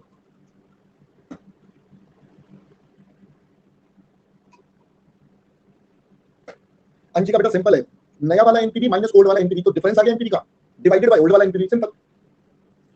बेटा डिस्काउंट आपकी कॉस्ट होती है, कोई ये तेरे को सेलिंग सेलर का डिस्काउंट थोड़ी मिल रहा है, ये आपकी कॉस्ट ऑफ कैपिटल है। तो एडवांस इम्पैक्ट कब आएगा, जब कॉस्ट बढ़ जाएगी। तो 6 की जगह 6.15 होगा तो आपका नुकसान है ना, पीवी फैक्टर आपका हो जाएगा। चलो अब बच्चों मैंने ए पार्ट करवा दिया, ये बी पार्ट आप अपने आप करेंगे, ठीक है। मैं इसको कॉपी नहीं करवा रहा क्योंकि इसको करवाते करवाते जिंदगी बीत जाएगी। बेटा 1 घंटा तो कॉपी में लगाओगे मुझे पता है, तो आप स्पेस देके छोड़ दो, और परम और विश्वास रुक गए तो बेटा वैसे काम हो जाएगा। तो आप स्पेस देकर छोड़ दो बेटा, इसको आराम से बाद में कर लेना है ना, इसको आराम से बाद में करना। मैं इसके ऊपर अभी कुछ भी आपको कॉपी नहीं करवा रहा, ठीक है। चलो अब यहां से आगे अगर हम चलें तो बेटा हमारे पास अगला पॉइंट क्या आता है सर, हमारे पास अगला पॉइंट आता है जो अब हम आपके साथ सीखने वाले हैं, इसका प्रॉब्लम का सॉल्यूशन। हमने बच्चों अभी देखा और आपको मैंने बताया सेंसिटिविटी एनालिसिस में सेंसिटिविटी एनालिसिस का एक प्रॉब्लम है, एंड प्रॉब्लम वाज कि भाई यहां पर एक बार में एक ही फैक्टर कंसीडर होता है, राइट। यहां पर एक बार में एक ही फैक्टर कंसीडर होता है, बट सर अगर मल्टीपल हो तो क्या होगा। तो बेटा मल्टीपल के केस में हम सेंसिटिविटी एनालिसिस की जगह हम लगाते हैं बेटा सिनेरियो एनालिसिस। अब हम यहां पर करेंगे scenario analysis. So this is the next thing जो अब आपको समझनी है, ठीक है जी। तो पहले तो सेंसिटिविटी और सिनेरियो में मतलब समझ में आ गया। तो यहां पर अगर मैं बात करूं तो सबसे पहले ये क्या करेगा, it overcomes the problem of sensitivity analysis. ये सेंसिटिविटी एनालिसिस की प्रॉब्लम को ओवरकम करता है, where only one variable is studied at a time, जहां पर सिर्फ एक बार में एक ही वेरिएबल स्टडी करा जा सकता था। तो यहां पर हम मल्टीपल करेंगे। अब जब मल्टीपल फैक्टर्स एक साथ होंगे तो बेटा हमें यहां से क्या पता चल सकता है, वो हम कहते हैं अगर सारे नेगेटिव हो गए तो हमारे प्रोजेक्ट कितना बुरा लग सकता है। हम यहां ये देखेंगे अगर हमारे सारे प्रोजेक्ट सारे वेरिएबल्स एक साथ नेगेटिव हो गए तो क्या बुरा हो सकता है। तो यानी कि इट आंसर्स, ये आपको किस बात का जवाब देता है, it answers the question about, ये हमें बताता है हाउ बैड, कितना बुरा the project could look like. भाई ये हमारा जो प्रोजेक्ट है कितना बुरा लग सकता है, कितना बुरा हो सकता है। पहले बच्चा लोग बात समझ में आ गई अब आपको, बोलो जी। अब आपको ये बात समझ में आ गई कितना बुरे से बुरा क्या हो सकता है। अब अगर हम इसकी बात करें तो बेटा यहाँ पर कहेंगे ये हमें अलग अलग सिनेरियो बताता है, जहां पर हम क्या कर सकते हैं, वर्स्ट और बेस्ट दोनों सिनेरियोस को बना सकते हैं कि भाई सबसे अच्छा सिनेरियो क्या बन सकता है, बेस्ट ऑफ द ऑप्शन, और वर्स्ट क्या बन सकता है, और इनके बीच में मल्टीपल ऑप्शंस हो सकते हैं, so that the wide range of outcomes, भाई जो भी मल्टीपल पॉसिबिलिटीज है वो भी बन सकती हैं, कैन बी कंसीडर्ड। अब ये तो सोचने वाले और इवैल्यूएट करने वाले के ऊपर है कि वो कितने ऑप्शंस बनाना चाहता है और क्या करना चाहता है। पहले बच्चा अब बात समझ में आ गई। तो जो आपके पास एक पहली प्रॉब्लम थी वो अब हमने यहाँ पर दूर कर दी। अब अगर हम इसको थोड़ा एक क्वेश्चन की फॉर्म में देखें तो आइए पहले समझते हैं बेटा क्वेश्चन नंबर 8, देखते हैं बच्चा क्या कहता है। SK Limited is considering a project S with an initial outlay of 14 lakh and the possible 3 cash inflows attached with the project are as follows. There is a possibility अगर वर्स्ट केस होगा तो ये कैश फ्लो मिलेंगे, most likely बेटा ये वाला scenario है, और बेस्ट सिचुएशन में आपके पास ये होगा. Assuming cost of capital is 9%, determine NPV in case scenarios. आपको बेटा तीनों केसेस के सिनेरियोज में अपना NPV निकालना है. तो अगर मैं यहाँ पर बात करूँ, हमें निकालना है सर NPV, मैंने कहा निकालो जी. अब यहाँ पर सबसे पहले बन जाएगा पर्टिकुलर्स, फिर हम बना देते हैं हमारा टाइम और पीवी फैक्टर. अब मैंने पीवी फैक्टर पहले क्यों लिख दिया, क्योंकि बेटा तीनों अलग अलग सिनेरियोज में सिर्फ अमाउंट बदल जाएगा बेटा, बाकी तो सारी चीजें सेम ही रहनी है. तो मैं यहाँ पर आपके लिए 3 अलग अलग कॉलम्स प्रिपेयर कर देता हूँ. तो अब यहाँ पर बात करें, यहाँ पर हम सबसे पहले ले लेते हैं हमारा वर्स्ट केस सिनेरियो. उस केस में हमारे कैश फ्लो आ जाएंगे प्रेजेंट वैल्यू, फिर हमारे पास कौन सा हो जाएगा, मोस्ट लाइकली वाला हो जाएगा. अगर मैं मोस्ट लाइकली की बात करूं तो हमारा कैश फ्लो और प्रेजेंट वैल्यू, और हमारे पास हो जाएगा बेटा बेस्ट वाला, और यहां पर हो जाएगा कैश फ्लो और प्रेजेंट वैल्यू. अब यहां पर अगर हम बात करें तो हमारे पास सबसे पहले कॉस्ट कितनी है, तो टाइम 0 पर पीवी फैक्टर 1, बेटा कॉस्ट तो हमारी 14 लाख रुपए है, और ये सारे केसेस में 14 लाख ही रहने वाला है, चाहे कोई भी सिनेरियो. अभी जो हमें डेटा दिया, मैंने फिर से बोला भाई ये तो अब इवैल्यूएट जो कर रहा है उसके ऊपर डिपेंड करेगा कि वो एक बार में कितने फैक्टर्स ले रहा है, कितना बुरा सोच रहा है या कितना अच्छा सोच रहा है. तो ये तो जैसा हमें एग्जामिनर देगा मैं उसके हिसाब से कर रहा है, क्योंकि कई बच्चे पूछते हैं सर यहाँ पर आपने कॉस्ट में चेंज नहीं दिया. भाई मेरे को जो दिया जाएगा मैं तो उतना ही कर सकता हूँ, मैं तो यहाँ पर सोच नहीं रहा, मैं उसको एग्जीक्यूट करने में इन्वॉल्व हूँ, राइट. अब यहाँ पर कैश इनफ्लोज आ जाएंगे. हमारे पास पीवी फैक्टर बेटा 9% वाला, तो अगर हम 9% का करें तो पहला 0.917, फिर अगला है बच्चा 0.842 एंड देन इट इज 0.872. अब मैं इन तीनों के ऊपर कैश फ्लोज लेता हूं. ये है बेटा, ध्यान से देखना, 450 के आगे 1000 है, तो यानी कि ये 4,50,000 है. तो मैं अगर यहाँ पर वैल्यू लिखूंगा तो पहला आ जाएगा 4.5 लाख, फिर अगला है बच्चों 4 लाख और 7 लाख, जो भी आएगा मल्टीप्लाई करके you can find PVCI and eight the and you can get your NPV. Similarly बेटा प्रोजेक्ट 2 का आ जाएगा, दिस इज 5.5, 4.5, 8, तो बेटा ये हो जाएगा 5.5, 4.5 और 8. अब मैं सॉल्व नहीं करवाने वाला, कहीं तुम सोच रहे हो, बस मैं वैल्यू लिख रहा हूँ 6.5, 5, 9, तो ये हो जाएगा बेटा 6.5, 5 और 9, जो भी आएगा बेटा अपने आप खेल लेना, और ये आपके पास आपका क्या बन जाएगा, अलग अलग सिनेरियोस का एनपीवी बन जाएगा. तो यही क्वेश्चन ने हमें बोला था भाई, क्वेश्चन ने कहा वर्स्ट केस में क्या होगा, मोस्ट में क्या होगा, बेस्ट में क्या होगा, है ना बेटा. इसमें सीखने को ये था कि करना कैसे, हम तो एग्जीक्यूशन पार्ट में है. मैंने आपको बोला भाई क्या बुरा होगा क्या अच्छा होगा, ये तो जो इवैल्यूएटर है वो बताएगा ना मुझे. अब वो कह रहा नहीं भाई साहब आपको सबको 9% पर करना है तो मैं 9 पर कर रहा हूं, मान लो वो कहता 1 को 9 पर करो, इसमें 10 पर करो, तो वैसे करता, या वो कह रहा है भाई साहब आपका कैश आउटफ्लो सब में सेम रहेगा तो मैं सेम लेकर चल रहा हूं. तो जैसा वो कहेगा मुझे तो वैसा इवैल्यूएट करके देना है. समझ गए मेरी बात. तो भाई वर्स्ट क्या होगा, अच्छा क्या होगा, बुरा क्या होगा, वो तो एग्जामिनर देखेगा कि कौन से कैश फ्लो में कितना कितना कब कब बदलाव आएगा. That is the main thing, ठीक है. अब मैं इसके आगे का मेन पॉइंट करवा रहा हूं. अच्छा मैंने गलत लिख दिया क्या, अच्छा 772 है, सॉरी मेरे कैलकुलेटर पे अभी भी 772 ही दिख रहा है, मैंने पता नहीं क्यों 8 कर दिया. खैर कोई नहीं, चलिए. अब आगे कहता है SK limited is certain about the most likely result. मतलब एसके लिमिटेड कह रही है हमें पूरा विश्वास है कि हम कौन सा वाला रिजल्ट ले लेंगे, मोस्ट लाइकली वाला ही हमारे पास होगा, वो काफी हद तक श्योर है इस बारे में. But uncertain about the third year cash flow. बेटा देखो हमने एक वर्स्ट, एक बेस्ट और एक मोस्ट लाइकली बनाया. अब इसके बीच के कॉम्बिनेशन कैसे बनेंगे, तो देखो कह रहा पहले वाले 2 सालों तक तो बिल्कुल क्लियर है कि मोस्ट लाइकली होगा, बट तीसरे वाले साल का अनसर्टेनिटी है. कहते हैं analyse what will be the NPV expecting worst in the third year.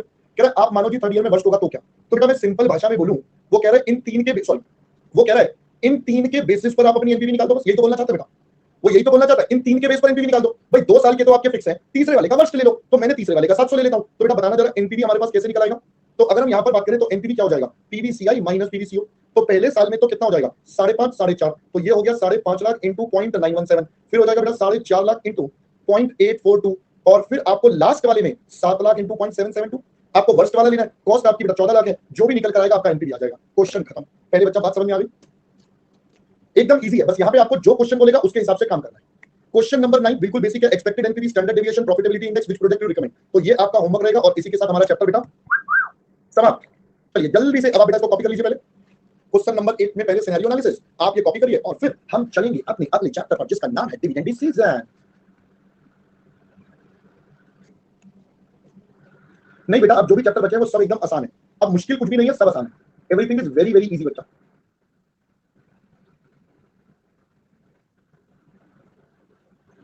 Eco भी बहुत आसान है.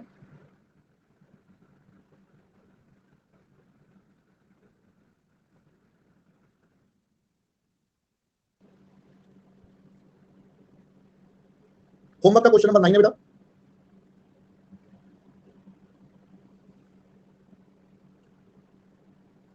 हाँ जी बेटा, इको में आपको ज्यादा दिमाग नहीं लगाना. इको में तो क्या है, आपको जो मैं पढ़ाऊंगा घर पे बैठ के पढ़ लिया, एक बार 15-20 मिनट में रिवाइज कर लिया, बस बहुत है, उतना टाइम लगाना है बेटा. इको में आपको ज्यादा मेहनत करने की जरूरत नहीं पड़ेगी. जब क्लास लोगे एक चैप्टर पढ़ लोगे ना तो समझ में आ जाएगा. ठीक है, एक चैप्टर पढ़ के आपको समझ में आ जाएगा सर, मतलब दिल खुश हो गया इको पढ़ के. आज से पहले इको ऐसे कभी ना पढ़ी थी.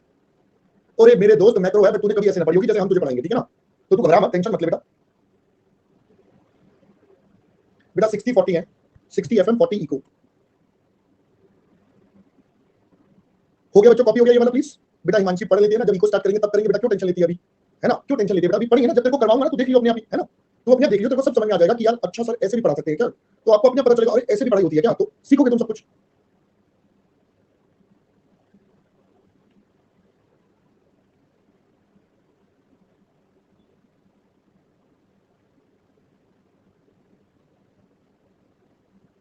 हो गया बेटा? हाँ बेटा, आज रिवीजन लेक्चर है शाम को 7:30 पर। बिल्कुल आज रिवीजन लेक्चर प्रोसेस कॉस्टिंग का, आज रिवीजन लेक्चर है 7:30 पर। प्रोसेस एंड जॉइंट प्रोडक्ट, जल्दी करिए कॉपी बेटा। 18 लिंक मैं भेज दूंगा बेटा आपको, टेलीग्राम पर भेज दूंगा। मेरा फास्ट बेटा 3rd ऑफ अगस्त से आएगा। 3rd ऑफ अगस्त बेटा 2 चैप्टर बचे हैं अभी, 2 चैप्टर और बचे हैं दीपिका। एक डिविडेंड जो 2 क्लास का है बेसिकली, मतलब आज शुरू करेंगे तो आज के बाद 2 क्लास और फिर हमारा या रेशो और उसके बाद खत्म।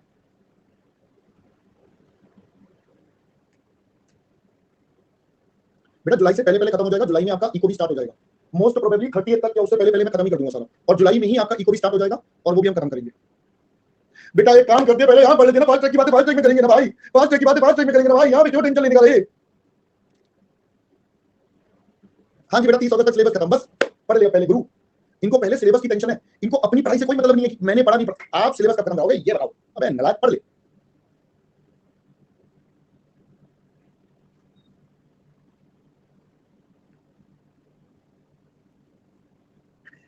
मयंक दोस्त थ्योरी मैं सारी की सारी कॉस्टिंग की और एफएम की सितंबर वाले मंथ में लूंगा, समझ गया? मैं अभी वाले मंथ में कोई थ्योरी नहीं लेने वाला। अभी आपका बड़ा क्रूशियल मंथ है क्योंकि इको भी थ्योरी चल रहा होगा और आपको बाकी सब्जेक्ट का भी प्रेशर होगा, तो मैं थ्योरी लूंगा सितंबर वाले मंथ में, ठीक है? चलिए आई गेस आपने कॉपी कर लिया होगा।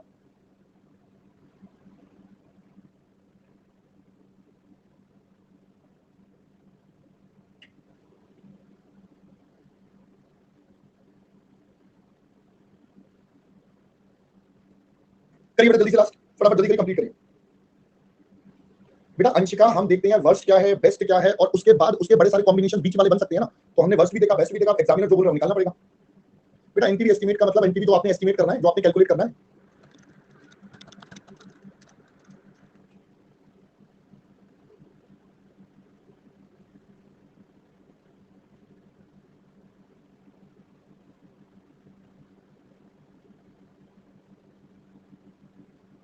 चलिए I guess it's all done. चलो so now we are ready to start with our next chapter, ठीक है दोस्तों? Now next chapter is very very easy बच्चा। Next chapter is again very easy, seriously बोल रहा हूं, कोई झूठ नहीं बोल रहा। It is a really a very easy chapter. तो आपको ज्यादा टेंशन और दिमाग वाला कोई ज्यादा मुश्किल वाला प्रेशर नहीं लगेगा दिमाग पे, ठीक है? अब ये वाला चैप्टर भी बहुत आसान है। देखो जैसे ये वाला चैप्टर था बिल्कुल इजी, एकदम लड्डू टाइप का, ऐसे ही हमारा अगला चैप्टर है, ठीक है? तो चलिए आज हम इस चैप्टर के पहले सारे बेसिक्स को तैयार कर लेते हैं ताकि कल से हम इसके क्वेश्चंस वाले पार्ट पे स्टार्ट कर सकें। तो आज हम पहले इसके बेसिक्स वाले पार्ट पे सारे कवर करेंगे, सारा बेसिक्स कवर कर लेंगे, कल क्वेश्चंस करेंगे। और अगर आज बेसिक्स आपने कवर कर लिए तो बेटा कल ये चैप्टर खत्म हो जाएगा। पहले मेरी बात समझे? अगर आज बेसिक्स कवर कर लिया तो कल ये चैप्टर खत्म हो जाएगा, क्योंकि इस चैप्टर में कोई ज्यादा जान नहीं है। ये भी बहुत मजा वाला चैप्टर है, पेपर में आता है, पेपर में आता है, ठीक है ना? तो देखेंगे बिल्कुल आता है बेटा। चलो देखते हैं बेटा। अब हमारे पास अगर हम चलें, अगर हमारे पास अब हम चलें तो बेटा हमारे पास आ जाएगा अगला chapter which is called dividend decisions. हाँ अभी 1 घंटा बाकी है, तो मैं उम्मीद कर रहा हूं कि हम ज्यादा से ज्यादा इसके बेसिक्स को आज कवर कर सके। बाकी देखते हैं बेटा कितने हो पाते, क्या हो पाता है, lab to see, wait and watch. चलो बेटा अब हम बात कर रहे हैं हमारे डिविडेंड डिसीजंस या डिविडेंड पॉलिसी, आप जो मर्जी बोल दीजिए, ठीक है? अब ध्यान से सुनना बच्चों। सबसे पहले मैं अपने पहले वर्ड के ऊपर फोकस करता हूं which is called dividend. Sir अगर मैं डिविडेंड वर्ड का मतलब देखूं तो क्या मैं बोल सकता हूं this is my return to share holder? बच्चा this is my return to my share holders. हम जो अपने शेयर होल्डर्स को वापसी रिटर्न की फॉर्म में पैसा देते हैं, रिवॉर्ड देते हैं, that is called practically my dividend. बोलो जी बोलो। आप प्लीज मेरे को बस कमेंट सेक्शन में हां ना बोलते रहना, कोई डाउट तो पूछ लेना, आई एम ऑब्जर्विंग दैट। तो बस इतना अपन बस करेंगे। अब जब हम बात करते हैं बच्चों शेयर होल्डर्स की, तो मुझे बताओ, आपको पता ही है हमारी कंपनी में जितने शेयर होल्डर्स होते हैं बेटा उसको हम 2 कैटेगरी में बांट सकते हैं। एक हो गए हमारे इक्विटी शेयर होल्डर्स और दूसरे हमारे पास हो जाते हैं बच्चा हमारा प्रेफरेंस शेयर होल्डर्स। तो एक तरफ मैं यहां पर लिख देता हूं, ये बड़ा वाला साइड है ना, इसको इक्विटी बना देते हैं। तो ये हो गया बेटा हमारे इक्विटी शेयर होल्डर्स, बिल्कुल। और ये इधर वाले हमारे पास हो गए बेटा प्रेफरेंस शेयर होल्डर। याद है पहली क्लास कॉस्ट ऑफ कैपिटल? याद है बेटा? ये माता पिता का पैसा, ये सहेला सहेली का पैसा, याद है? हाँ सर याद आ रहा है। अब ना हंसी आती है, क्या क्या हमने सीखा था, है ना? हमने क्या क्या सीखा था सर, और किस तरीके से आपने सिखाया था कि हमें आज तक दिमाग में चीजें याद है ना, हम भूल ही नहीं पाते सर उसको। चलिए अब हम पहले बात करते हैं प्रेफरेंस शेयर वाले, प्रेफरेंस शेयर होल्डर्स की।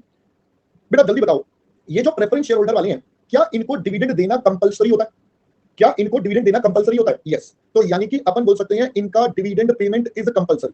ये बात तो ठीक है बेटा। फिर दूसरा अगर मैं बोलूं तो इनका जो डिविडेंड रेट होता है बेटा वो भी फिक्स्ड होता है। इनका जो डिविडेंड का रेट होता है वो भी फिक्स होता है।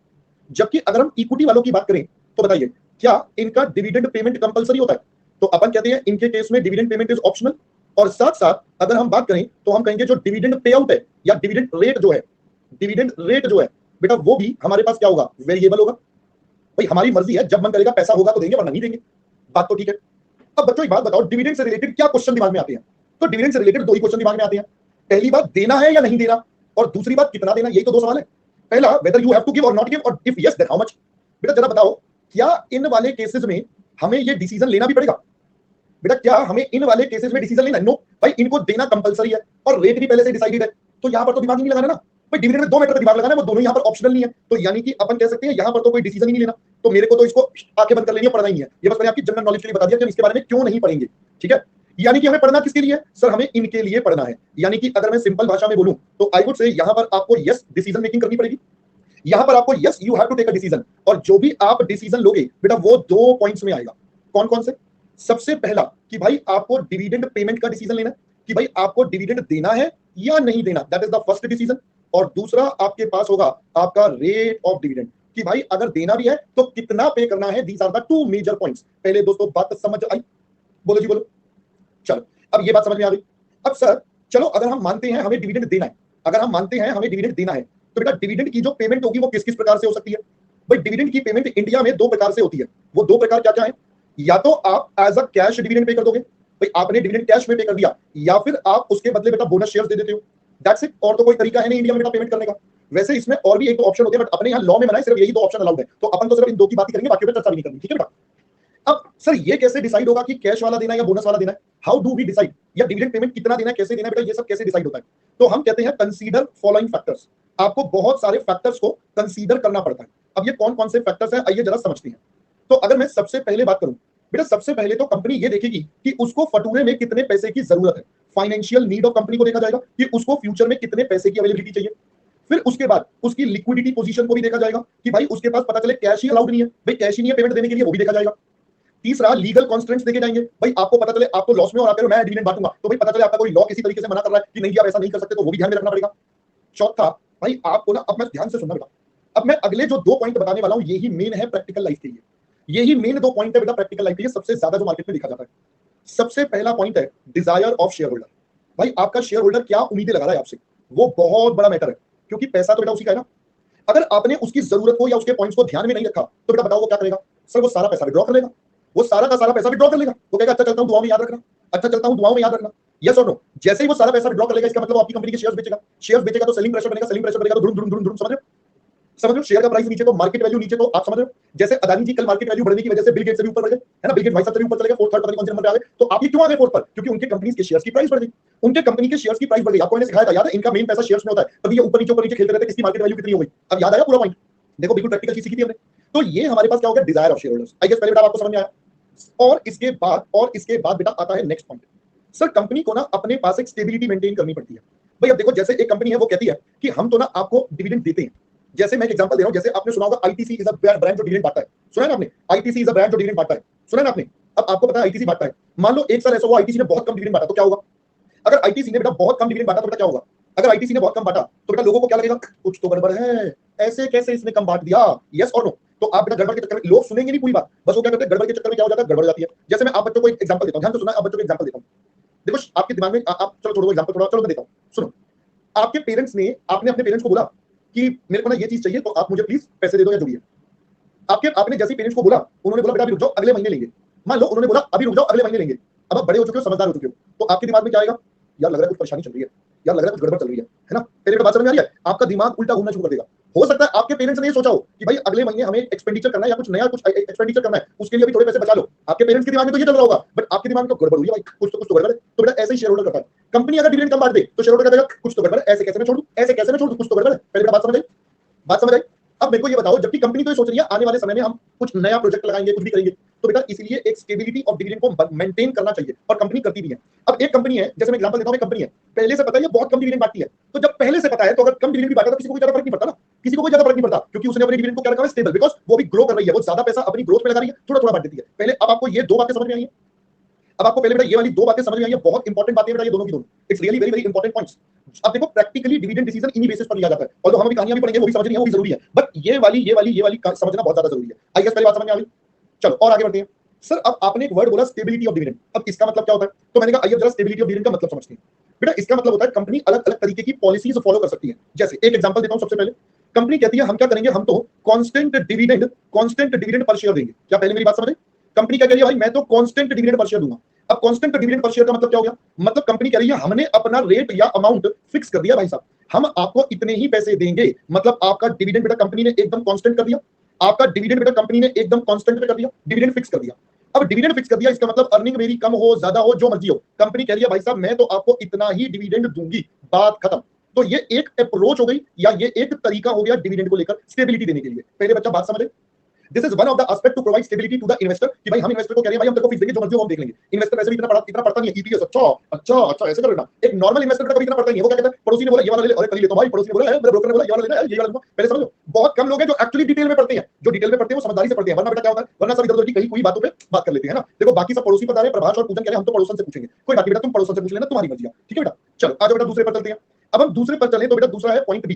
वो कह रहे हैं सर आप कैसे करते हो? बेटा मैं बताता हूं, मेरे पास तो पैसे वैसे होते नहीं है, तो मैं तो सब काम करता नहीं। अन अकेडमी पे मेरे को ज्यादा पैसे मिलते नहीं है और वैसे भी ज्यादा कुछ मैं कमा नहीं पाता, तो मैं तो मतलब ज्यादा कोई इन्वेस्टमेंट करता नहीं है ना। मैं कोई ज्यादा इन्वेस्टमेंट नहीं करता बेटा। बाकी लोग हैं जो बड़े-बड़े लोग हैं, बड़े-बड़े पैसे मिलते हैं उनको, वो सब कमाते हैं। मैं तो कहां छोटा-मोटा कुछ भी है ना। मैं बहुत छोटा-मोटा सा टीचर बेटा, मैं बहुत छोटा सा टीचर, बहुत छोटा सा इत्तू सा है ना। हां चलो आ जाओ बेटा दूसरी साइड। दूसरी साइड, हाँ फ्यूचर में बड़े बनेंगे बेटा, फ्यूचर में बड़े बनेंगे, बिल्कुल बनेंगे। फ्यूचर में बिल्कुल बड़े बनेंगे, अभी तो छोटे हैं जो फैक्ट है। अभी हम छोटे हैं बट डेफिनेटली फ्यूचर में बड़े भी बनेंगे, ऐसी क्या बात है ना। चलो आ जाओ बेटा जल्दी से बी पॉइंट पर। अब दूसरा बेटा आपको क्या बोलता है? दूसरा आपको बोलता है बेटा, दूसरा कहता है constant dividend payout ratio. बेटा मैं 87 ए वाला हूं, ये 37% वाला बोल रहे हैं। अबे नालायकों, मैं तो 87 ए वाला हूं, तुम 37% पे जा रहे हो। चलो बेटा देखो, मैं 37% वाला तो बिल्कुल भी नहीं हूं, मेरे बस की नहीं भाई वहां जाना भी। तो बेटा देखो सब झूठ बोलते हैं, अब तुम्हें लग रहा है मैं भी झूठ बोलता हूं, मैं सच बोल रहा हूं तो तुम मानते नहीं हो। अब देखो ये चक्कर होता है ना, सब लोग कहते हैं लोमड़ी, वो क्या होता है, शेर आया शेर आया शेर आया, सब लोग क्या बोलते हैं, झूठ बोलते हैं। अब एक बंदा अगर सच भी बोलता है उसमें तो तुम मानते नहीं हो, तो प्रॉब्लम बेटा यही है, प्रॉब्लम यही है।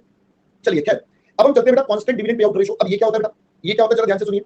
ये कहता है मैं अब की बार डिविडेंड पे आउट या डिविडेंड का जो परसेंटेज है पेमेंट करने का, बेटा अपन उसको कांस्टेंट मान लेंगे। पहले मेरी बात समझ आई, मेरा जो डिविडेंड पे आउट करने का परसेंटेज है मैं उसको क्या मान लूंगा, कांस्टेंट मान लूंगा। मतलब जैसे मान लो कंपनी ने बोला भाई हम जो भी कमाएंगे उसका 40% आपको डिविडेंड दे देंगे, तो यहां पर कंपनी ने अपना डिविडेंड पर शेयर क्या कर दिया, कांस्टेंट कर दिया। सॉरी, डिविडेंड का पे आउट कांस्टेंट कर दिया। सो से फॉर एग्जांपल ये हमारा ईपीएस है, बढ़ा कम हुआ, बढ़ गया कम हो गया, बढ़ गया कम हो गया एंड सो ऑन बेटा, ये माउंटेन्स बन रहे हैं। तो बिल्कुल सेम तरीके से हमारे डीपीएस के माउंटेन बनेंगे। तो डीपीएस आया, कम हो गया, फिर बढ़ा, फिर कम हो गया, फिर बढ़ गया, फिर माउंटेन कम हो गया, फिर गिर गया। आप देखो बेटा ये हमारे पास बेटा स्टार्ट हो गया। अब देखो इनका जो गैप है, मेरी ड्राइंग पे मत जाना, इनका गैप क्या रहेगा बेटा, कांस्टेंट। इनका जो बीच का गैप है वो क्या होना चाहिए, कांस्टेंट, क्योंकि हमें तो परसेंटेज को सेम करना है। क्या पहले बच्चा बात समझ में आ गई? We have to keep a constant percentage, that is the main thing, that is the third aspect of the topic. पहले बच्चा बात समझ में आ गई? अब हम आते हैं एक और टेक्निक जो कई बार हमारी कंपनी बेटा इस पर फॉलो करती है। अब मैंने थर्ड पॉइंट पर चलता हूं। थर्ड पॉइंट बेटा हमारे पास आता है small constant dividend per share plus extra. पहले बेटा बात समझ आई, प्लस एक्स्ट्रा डिविडेंड। चलिए अब मैं बात करता हूं इन दोनों की। अब कंपनी ने क्या करा, बेसिकली इसको और इसको बेटा दोनों को मिक्स कर दिया। उन्होंने कहा एक मिनिमम लेवल तो हम सेट कर देते हैं कि इतना तो कम से कम देंगे, उसके अलावा जो अगर कभी एक्स्ट्रा हो गया तो हम आपको एक्स्ट्रा भी दे देंगे। पहले मेरी बात समझ आई, एक मिनिमम लेवल फिक्स कर दिया, उसके अलावा जो एक्स्ट्रा वो एक्स्ट्रा भी दे देंगे। तो बच्चों अगर हम इसका डायग्राम बनाएं तो देखिएगा थोड़ा सा, लीजिए बेटा। अब देखो हम यहां पर कहते हैं पहले हमारा ईपीएस बढ़ रहा है, फिर गिर गया, फिर बढ़ गया, फिर गिर गया, फिर बढ़ रहा है एंड सो ऑन। अब हम कहते हैं डीपीएस। हमने कहा देखो भाई हमने डीपीएस बेटा कांस्टेंट रखा, फिर इसको भी बढ़ा दिया, ये एक्स्ट्रा डिविडेंड दिए जा रहे हैं, फिर गिर रहा है तो ये इससे ज्यादा नहीं गिरेगा, ये ज्यादा गिरा हुआ इंसान नहीं है। पिछले वाले में तो बहुत गिरा हुआ था, यहां पर ज्यादा गिरा हुआ नहीं है, फिर बढ़ रहा है तो बढ़ा देंगे, फिर ये गिर रहा है तो कांस्टेंट, हम तो इतने पर रखेंगे जो मर्जी हो जाए, फिर बढ़ रहा है तो बढ़ा दो। भाई जब तक वो बढ़ रहा है उसको बढ़ा दो, बट एक मिनिमम आपको जरूर मेंटेन करके चलना है। अब पहले समझ में आ गया बेटा, constant dividend per share plus extra जो होगा वो आपको और मिल जाएगा। पहले दोस्तों बात समझ में आ गई यहां तक की? बोलो जी, पहले यहां तक समझ में आ गई? बोलो जी बोलो,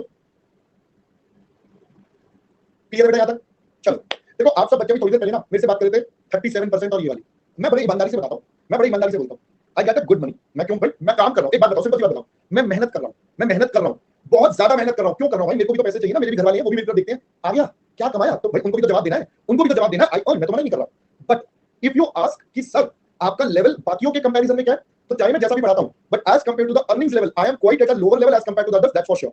ठीक है, मैं बिल्कुल सच्चाई ईमानदारी से, कोई झूठ नहीं है मेरे को बोलने में, मेरे को कोई शर्म नहीं है बोलने में। I am quite low as compare to the rest of the educators. ठीक है, अब ऐसा क्यों तो हम नहीं बात कर सकते बेटा, इसका कारण बहुत डिफिकल्ट है समझना, है ना, बट अपन नहीं समझ सकते। ठीक है, पहले मेरी बात समझ में आ गई बेटा। देख बच्चे कह रहे कलोल बेटा, कलोल में कितने जीरो होते हैं ये तो पता नहीं है ना, एक कलोल में कितने जीरो होते हैं ये तो समझ नहीं आता कई बार। तो मैं उन सबको बताता हूं बेटा, जिस दिन एक कलोल होगा ना उस दिन मैं भी बोलूंगा हां 1 करोड़, और उस दिन मैं नई गाड़ी लेकर आऊंगा, मर्सिडीज चलाऊंगा, ये देखो ये मेरी ऑडी और मर्सिडीज। समझ में आ गया सबकी इच्छा होती है, मेरी भी इच्छा है हमें गाड़ी लेनी, ठीक है ना। बट लाइन ये बेटा वो भी आएगा, ऐसा भी आएगा, ऐसा भी दिन आएगा, ऐसी क्या बात है ना। बिल्कुल करेंगे बेटा, बिल्कुल करेंगे, ऐसी क्या बात है। देखो भाई देखो, एक बात बताओ मेरे को, एक सिंपल सी सोची समझी बात बताओ, सिंपल सी सोची समझी बात।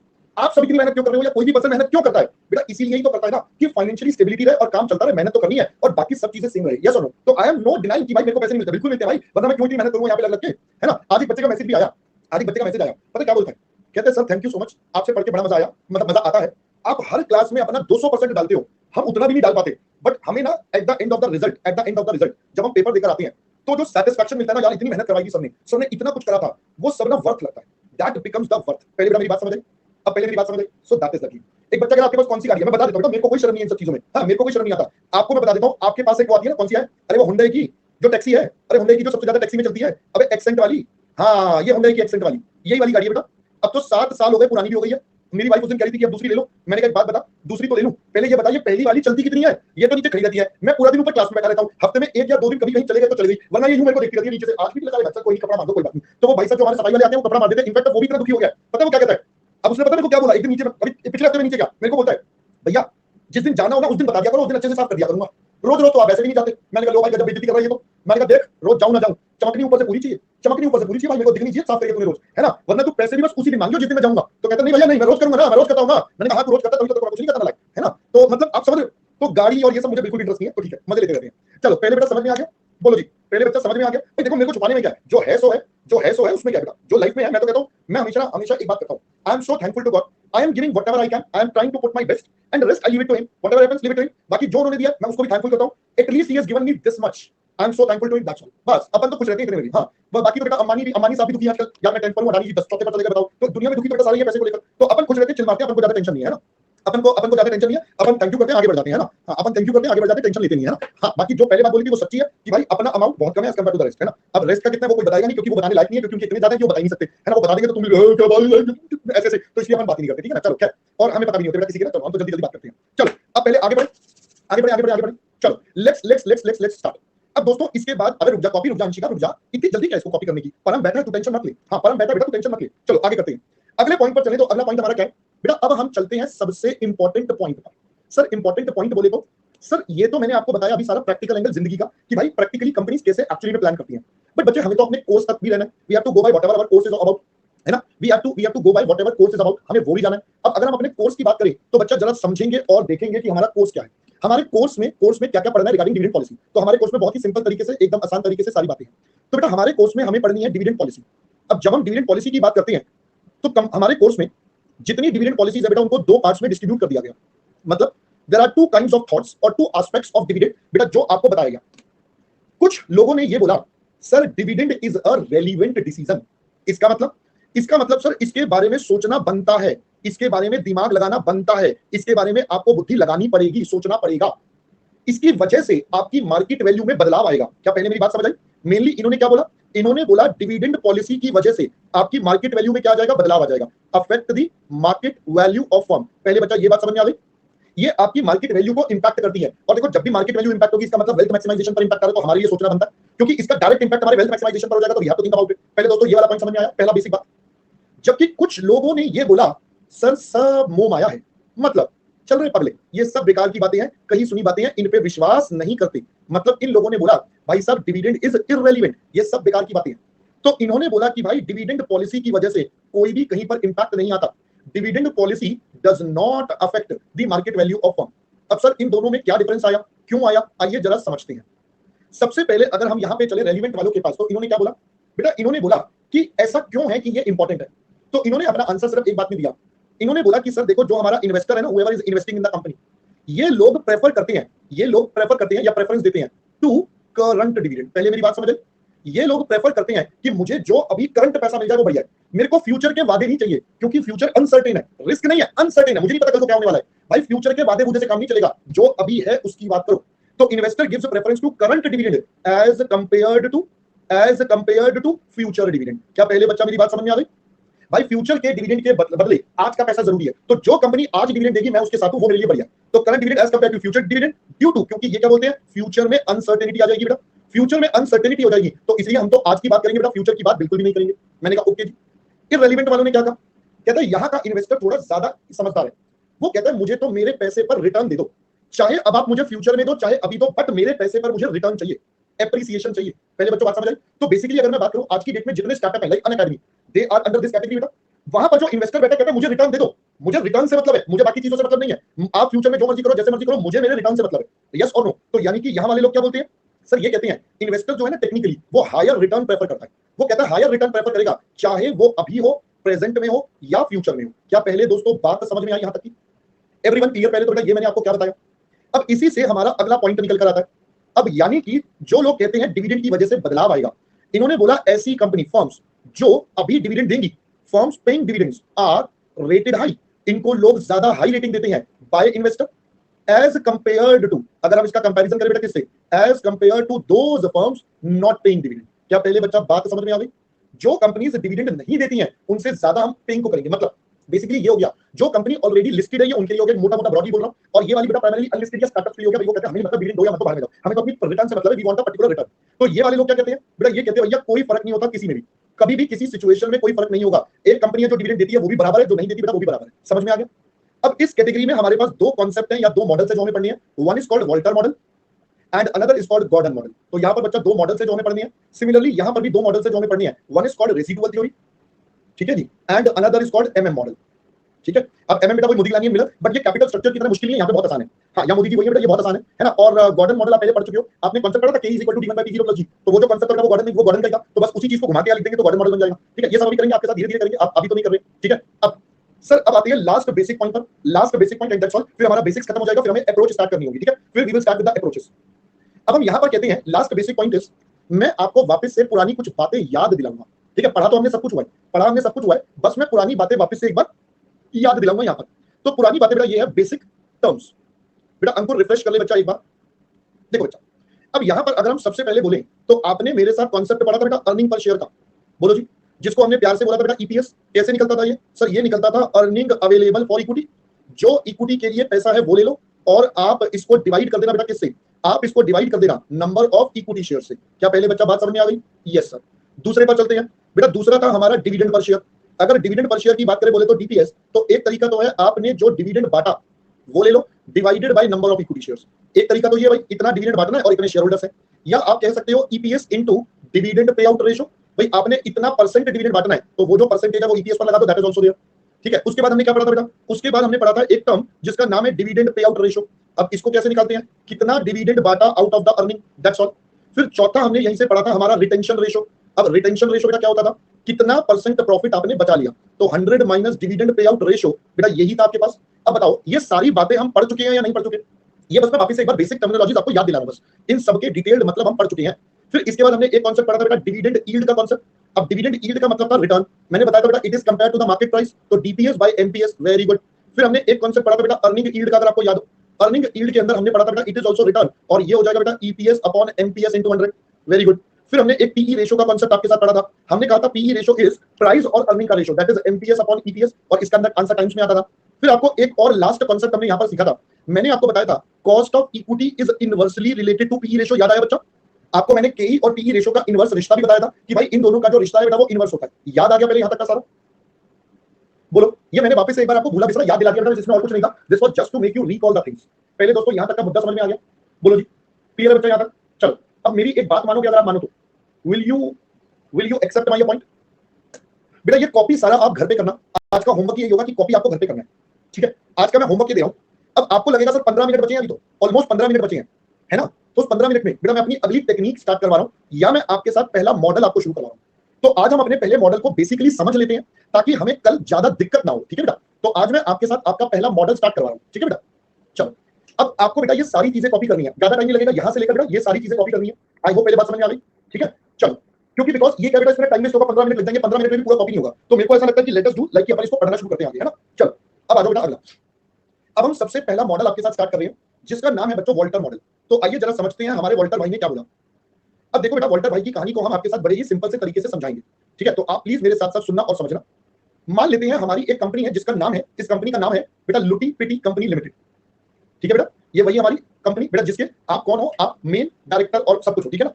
चलो, अब मुझे थोड़ी थोड़ी यहां पर बातें आपको समझानी पड़ेंगी और आपको समझनी पड़ेंगी। ठीक है बेटा, चलो अब जरा ध्यान से सुनो। इस कंपनी के अंदर सबसे पहले बेटा इन्वेस्टर ने पैसा लगाया होगा, इस कंपनी में इन्वेस्टर ने पैसा लगाया होगा। हम मान लेते हैं यहां पर इक्विटी इन्वेस्टर ने पैसा लगाया, इक्विटी का इन्वेस्टर ने अपना अमाउंट लगाया। उस पैसे का ये कंपनी क्या करेगी बेटा? उस पैसे का ये कंपनी अपने यहां पर अमाउंट को बेटा इन्वेस्ट कर देगी इन बिजनेस, जो भी अपना बिजनेस कर रही है उसमें पैसा इन्वेस्ट हो जाएगा। अब जरा सोच के बताओ कंपनी ये पैसा इन्वेस्ट क्यों करती है? Why the company will invest this money? तो कहना इसे इस पैसे पर company will generate return, company बेटा इस पैसे पर आपके लिए रिटर्न जनरेट करेगी। अब जरा सोच के देखो, ये जो रिटर्न होगा ये एक सर्टेन परसेंटेज पर होगा, this would be at a certain percentage, जो भी परसेंटेज हम बात नहीं कर रहे। ये जो परसेंटेज है क्या मैं बोल दूं, ये है rate of return of company. ये वो रेट ऑफ रिटर्न है जो कंपनी कमाती है, इसको हम स्मॉल आर से इंडिकेट कर देते हैं। ठीक है, अच्छा, अब जब कंपनी ने रिटर्न कमाया तो इस रिटर्न से हमें शेयर होल्डर को भी पैसा वापस करना है। We have to pay the money to the shareholder as well, yes और नो? बताओ जरा बताओ। तो यानी कि अमाउंट और रिटर्न टू इक्विटी वाले लोगों को देना है एट समथिंग परसेंटेज, जो भी एक परसेंटेज होगा उस पर ये पे करेगा। सोचो जरा सोचो। अब ये जो इक्विटी वालों का परसेंटेज कंपनी ने दिया, इक्विटी वालों का जो कंपनी ने बेटा परसेंटेज दिया, बेटा बताओ क्या मैं इसको बोल सकता हूं ये कंपनी के लिए कॉस्ट ऑफ इक्विटी हो गई? बेटा ये कंपनी के लिए कॉस्ट ऑफ इक्विटी हो गई। सोचो जरा सोचो, पहले बेटा ये बात समझ में आई। अब वॉल्टर भाई ने बोला ये रिटर्न, ये जो रिटर्न है जो हम इसको देंगे, इसमें से कुछ हिस्सा डिविडेंड का होगा, इसमें से कुछ हिस्सा डिविडेंड होगा, बाकी रिटेन नहीं होगा, दो हिस्से होंगे भाई। हमने कहा बिल्कुल ठीक है। अब ये कहता है अगर मैं इन्वेस्टर को डिविडेंड देता हूं, अगर मैं इन्वेस्टर को डिविडेंड देता हूं तो बेटा इन्वेस्टर इस पैसे को इन्वेस्ट करके इस रेट पर कमाएगा। सोचो जरा सोचो, इन्वेस्टर इस पैसे को री इन्वेस्ट करके इस पैसे पर कमाएगा, व्हाटएवर द अमाउंट इज। क्योंकि देखो भाई मेरे जैसी कंपनी जो भी होगी उनका कॉस्ट ऑफ इक्विटी लगभग बराबर होगा, क्योंकि अगर मेरा कम है तो मेरा इन्वेस्टर मेरे पास पैसा नहीं लगाएगा, कहीं और लगाएगा। तो भाई मार्केट में मेरे जैसे रिस्क पर इतना ही रिटर्न लगभग सारे दे रहे होंगे, तभी तो ये मेरे पास बैठा है, वरना ये मेरे पास क्यों बैठेगा भाई? ये तो कहेगा मैं चलता हूं, अच्छा दुआ में याद रखना। और क्या भाई आजकल इन्वेस्टर बड़ा समझदार है, जिसको ज्यादा रिटर्न मिलता है वो निकल लेता है। तो इन्वेस्टर बेटा इसके पास बैठेगा नहीं, टिकेगा नहीं। क्या पहले इतनी बात समझ में आई है? बोलो जी बोलो। अब कंपनी कैसे डिसाइड करेगी कि उसको डिविडेंड देना है या नहीं देना, या डिविडेंड दे या रिटेन अर्निंग करे? तो अब कंपनी क्या करती है, कंपनी बेटा इन दोनों को आपस में करती है compare, and based on that वो डिविडेंड का डिसीजन लेती है। पहले बेटा बात समझ आई आपको वॉल्टर भाई ने क्या बोला? तो वॉल्टर भाई ने बोला ये वो रेट है जिस पर शेयर होल्डर अपने आप कमा सकता है, ये वो रेट है जिस पर कंपनी कमा सकती है उसके पैसे पर। तो अपन इन दोनों रिटर्न्स को ध्यान में रखकर फिर काम करेंगे। बट ये बात क्लियर है कि हमारी कंपनी का अल्टीमेट ऑब्जेक्टिव क्या है? अल्टीमेट ऑब्जेक्टिव क्या है? तो सर अल्टीमेट ऑब्जेक्टिव हमारे पास है वेल्थ मैक्सिमाइजेशन। अल्टीमेट ऑब्जेक्टिव तो वेल्थ मैक्सिमाइजेशन है ना। वेल्थ मैक्सिमाइजेशन कब होता है? जब हमारा प्राइस सबसे ज्यादा हो, जब हमारा प्राइस सबसे ज्यादा हो, that is the wealth maximization. तो बच्चा इन्होंने बोला, वॉल्टर भाई ने बोला कि अब हम डिसाइड करते हैं कंपनी के पर्सपेक्टिव से बेस्ट डिविडेंड पे आउट क्या होना चाहिए, कंपनी के पर्सपेक्टिव से ऑप्टिमल डिविडेंड पॉलिसी क्या होनी चाहिए। दूसरे शब्दों में बोले तो वी वुड से ये ऐसा ऑप्शन जहां पर आपका प्राइस मैक्सिमम होना चाहिए, क्योंकि तभी आप वेल्थ मैक्सिमाइजेशन मॉडल को फॉलो कर पाओगे। अब इन्होंने ये सारी सिचुएशन बोला, भाई हमने यहां पर पढ़ लिया, हमें दो चीजों को कंपेयर करना है, हमें किन किन आइटम को कंपेयर करना है, आर एंड के ई को कंपेयर करना है। Based on them we will decide what should be the optimal dividend payout ratio. भाई बेस्ड ऑन दिस आपको डिसाइड करना चाहिए कि एज अ ऑर्गेनाइजेशन आपको कितना डिविडेंड बांटना चाहिए। अब यहां पर हमने कहा सबसे पहले केस वन, फर्स्ट केस, पहला केस मानते हैं आर इज ग्रेटर देन के ई। अब जरा सोचो पहले इसके बारे में, लेट्स थिंक अबाउट इट। जल्दी जल्दी से कंक्लूजन्स पर नहीं आना, पहले सोचना है। ये कह रहा है आर ज्यादा है कॉस्ट ऑफ इक्विटी से, इसका मतलब कंपनी 15% पर कमाती है जबकि शेयर होल्डर 12% पर कमाता है। पहले ये डायलॉग समझ में आया मैंने क्या बोला? बेटा ये समझो, रिटर्न मत सोचो, जो मैं बोल रहा हूं वो सुनो। कंपनी 15% पर कमाती है, शेयर होल्डर 12% पर कमाता है। तो बताओ शेयर होल्डर का फायदा क्या है? शेयर होल्डर का फायदा कब होगा? जब वो 15 पर कमाए या 12 पर कमाए? बेटा लॉजिकली समझना, रट्टे नहीं मारनी है। शेयर होल्डर का फायदा होगा जब वो 15 पर कमाएगा। वेरी गुड बेटा, बताओ 15 पर कौन कमाता है? 15 पर तो कंपनी कमाती है। यानी कि इसने बोला भाई सारा पैसा कंपनी के पास रहने दो, तो आप इसे 0% डिविडेंड देना, सारा पैसा रिटेन कर लो, रिटेन करके आप बिजनेस में इन्वेस्ट कर दो, 15% कमा पाओगे। जबकि अगर ये पैसा शेयर होल्डर को दे दिया तो वो 12 कमाएगा, तो वेल्थ मैक्सिमाइजेशन अचीव नहीं होगा। पहले अब बात समझ आई? तो ये लोग बोलते हैं भाई डिविडेंड को 0 कर देना, डिविडेंड देना ही मत। बिल्कुल लॉजिकल है बेटा, प्रैक्टिकल है, इसलिए मैंने आपको एग्जांपल पूरा पहले बेस बनाया, फिर मैं बता रहा हूं कि ये हो क्या रहा है। आर और केई का मतलब समझो, मैं बार बार बोल रहा हूं आर और केई का मतलब, मैंने इसलिए यहां पर लिखा आर का मतलब वो रेट जिस पर कंपनी कमाएगी, केई का मतलब हो गया जिस पर शेयर होल्डर कमाएगा। सो that is the difference between the two. Got it? चलो केस नंबर 2, आर कम है, कॉस्ट ऑफ इक्विटी ज्यादा। अब जरा सोचो, कंपनी 10% पर कमा रही है, शेयर होल्डर 12 पर कमा सकता है। कंपनी 10 पर कमा रही है, शेयर होल्डर 12 पर, तो बेटा कंपनी को तो पैसा देनी, कंपनी के पास रखने की जरूरत नहीं, कंपनी को नुकसान करवा देगी। तो फायदा कब है? जब शेयर होल्डर को दे दो। शेयर होल्डर को दे दो मतलब 100% बांट दो भाई, कुछ मत रखो, कुछ मत रखो, कोई फायदा नहीं है, नुकसान ही होगा आपको। शेयर होल्डर का पैसा मरेगा, आपको गाली और देगा। तीसरा, भाई ये दोनों बराबर हैं, दोनों बराबर रेट पर जनरेट करते हैं, तो यहां पर जैसा मन करे वो कर लो भाई, किसी को भी दे दो, जो मर्जी परसेंटेज दे दो, मत दो, जैसा मर्जी कर लो, सब बराबर है। क्या पहले बेटा बात और कॉन्सेप्ट पहले समझ में आया? बहुत इंपॉर्टेंट है, बहुत इंपॉर्टेंट है। मैं एक बार इसको दोबारा रिपीट कर रहा हूं, मैं इस टेबल को एक बार दोबारा रिपीट कर रहा हूं, तो जिनको आ चुका है अच्छी बात है, जिनको नहीं आया वो एक बार और सुन ले। बेटा आर का मतलब होता है कंपनी किस रेट पर कमाएगी, केई का मतलब हो गया शेयर होल्डर किस रेट पर कमाएगा। कंपनी कमाती है 15 पर, शेयर होल्डर मान लो 12 पर, तो पैसा कंपनी के पास रहना चाहिए, तभी फायदा होगा, तभी ज्यादा कमाई हो पाएगी। कंपनी के पास रहना चाहिए मतलब शेयर होल्डर को मत दो, तो आप डिविडेंड 0% कर दो। कंपनी 10% कमाती है, शेयर होल्डर 12% कमा रहा है, आप 10 पर हो, शेयर होल्डर 12 पर है, तो अगर शेयर होल्डर ज्यादा कमा रहा है तो भाई शेयर होल्डर को सारा पैसा दे दो ना, कंपनी तो लुटवा देगी, तो सारा पैसा उसे दे दो 100% का डिविडेंड। अगर दोनों बराबर बराबर कमा रहे हैं तो सर कोई भी रेशो कर लो, कोई फर्क नहीं पड़ता, किसी को भी कितना भी दे दो, डज नॉट मैटर। आप दो तो भी ठीक है, नहीं तो भी ठीक है, क्योंकि बराबर ही रहेगा, अल्टीमेटली सब बराबर बराबर कमा रहे हैं। आई गेस पहले यहां तक समझ में आ गया। अब आते हैं अगले एस्पेक्ट पर। सर इसी के बेस पर हमने अपनी फर्म की कैटेगरी बना दी, इसी के बेस पर हमने अपनी फर्म की कैटेगराइजेशन कर दिया। हमने कहा ये जो 0% वाला केस है, मतलब हमारी कंपनी बहुत अच्छा जनरेट कर रही है रिटर्न, हमारी कंपनी अगर रिटर्न जनरेट कर पा रही है, इसका मतलब this is a growth firm, मतलब ये भी ग्रोथ पाथ पर, इट इज ग्रोइंग, अभी ग्रोथ पाथ पर है। सेकंड वाली स्टेज में बात करें तो हम ये कह रहे हैं शेयर होल्डर के पास ज्यादा बेटर ऑप्शन है, हम तो नलायक हैं, हम तो उससे भी कम कमाते हैं, शेयर होल्डर के पास ज्यादा बेटर ऑप्शन है, ये लूटे पिटे हम तो यानी कि बेटा यहां पर तो अंत समय हमारे नजदीक दिख रहा है, हमारा अंत समय हमें नजदीक दिख रहा है बेटा, डिक्लाइनिंग ट्रेंड पर चले जा चुके हैं। अब तीसरे केस में सब बराबर है, तो बेटा इसको हम बोलते हैं बेटा कांस्टेंट। इसको हम बोलते हैं कांस्टेंट। अब पहले बात समझ में आ गई। तो वॉल्टर मॉडल ने सिंपल भाषा में दो चीजों का कंपैरिजन करने को बोला। इन्होंने बोला दो चीजें कौन कौन सी? सर आप दो चीजें देखो, कंपनी किस रेट पर कमाती है वो हो जाता है rate of return, share holder किस रेट पर कमाता है बेटा वो हो गया कॉस्ट ऑफ इक्विटी, क्योंकि जो कंपनी की कॉस्ट है वही शेयर होल्डर का रिटर्न है, तो इसलिए शेयर होल्डर कमाता है कॉस्ट ऑफ इक्विटी पे। कॉस्ट ऑफ कैपिटल की पहली क्लास में ये लिखवाया था आपको, dividend paid, income to share holder, cost to company, वहां पर लिखवाया था। तो ये हमारी बेटा उनकी इनकम है, हमारी कॉस्ट है। तो बेटा ये वाली और ये वाली, इन दोनों को कंपेयर करके आप डिविडेंड डिसीजन का फैसला ले लो। आपको लगता है कंपनी ज्यादा कमाती है तो डिविडेंड मत दो, सारा पैसा कंपनी में रखो, वो लीप्स एंड बाउंड्स होगा। आपको लगता है शेयर होल्डर ज्यादा कमा सकता है तो उसे पैसा दे दो, तो आपने डिविडेंड का जो पैसा है वो उसको बांट दिया सारा का सारा। भाई हम तो देख इसको रीइन्वेस्ट करके ज्यादा कमा नहीं पाएंगे, हम रीइन्वेस्ट करके ज्यादा नहीं कमा पाएंगे, तो बेटर है तू अपने आप से रीइन्वेस्ट कर ले। और यहां पर तो एनी रेशियो है। I guess now it should be clear to everyone. पहले तो बेटा इसका कॉन्सेप्चुअली कॉन्सेप्ट है, कॉन्सेप्चुअली क्या मतलब है अब आपको ये क्लियर होना चाहिए। अभी हमें इसके प्रैक्टिकल एंगल्स को समझना है कि हमें इसके प्रैक्टिकल क्वेश्चंस में कैसे कैसे काम करना होगा, इसके प्रैक्टिकल पॉइंट्स क्या हैं, तो वो सब हम बाद में करेंगे बेटा, वो भी हमें दिमाग लगाने की ज्यादा जरूरत नहीं है। क्या पहले बेटा बात समझ में आ गई? बोलो जी बोलो। अबे अमन लल्लू लाल अभी तो बताया बेटा, कॉस्ट ऑफ इक्विटी तो तेरे को पता ही होगा ना मेरे नालायक। अबे कॉस्ट ऑफ इक्विटी तो तुझे पता होगा, तो जो तेरा कॉस्ट ऑफ इक्विटी है वही तो शेयर होल्डर का रिटर्न है। ठीक है दोस्त, चलो अब मैं उम्मीद कर रहा हूं पहले तो आपको यहां तक बेटा पहले समझ में आ गया होगा, है ना। अब आपको पहले यहां तक समझ में आ गया होगा। अब यहां तक समझ में आने के बाद तो बेटा वो कहीं और इन्वेस्ट करेगा ना। अबे अमन बेटा मेरी कंपनी में उसने पैसा लगाया, मेरी कंपनी अगर उसे जनरेट नहीं करके दे रही तो मेरे जैसी किसी और कंपनी में पैसा लगा देगा। भाई सबका रेट रिस्क के हिसाब से रेट ऑफ रिटर्न तो सेम ही होगा ना मेरे दोस्त, किसी और में पैसा लगा देगा। तो भाई अपने अपने कैटेगरी के हिसाब से सबका सेम होगा, हमारा हम उसका नुकसान करवा देंगे तो हम क्यों लगाएंगे, क्योंकि वेल्थ मैक्सिमाइजेशन करना है। ठीक है दोस्त, चलो अब यहां तक आकर वी आर डन, यहां तक आकर we are done with the basics. अब कल हम इसका प्रैक्टिकल पहले बनाएंगे, जैसे हमने ये बनाया तो हम कल इसका प्रैक्टिकल भी खुद बनाएंगे, मतलब कांसेप्ट डेवलप करेंगे, देन क्वेश्चन कर लेंगे। ये चैप्टर बेटा बहुत आसान है, बहुत आसान है, बहुत आसान है, सीरियसली ऑन सीरियस नोट बहुत आसान है। तो मैं उम्मीद करूंगा कल, देखो कल ये हो जाएगा काफी हद तक, जितना बच जाएगा वो बेटा परसों करेंगे, जितना बच जाएगा कल खत्म तो नहीं होगा, जो थोड़ा बहुत बच जाएगा वो परसों करके और संडे से रेशियोज स्टार्ट कर देंगे। क्या मेरी बात समझ आ रही?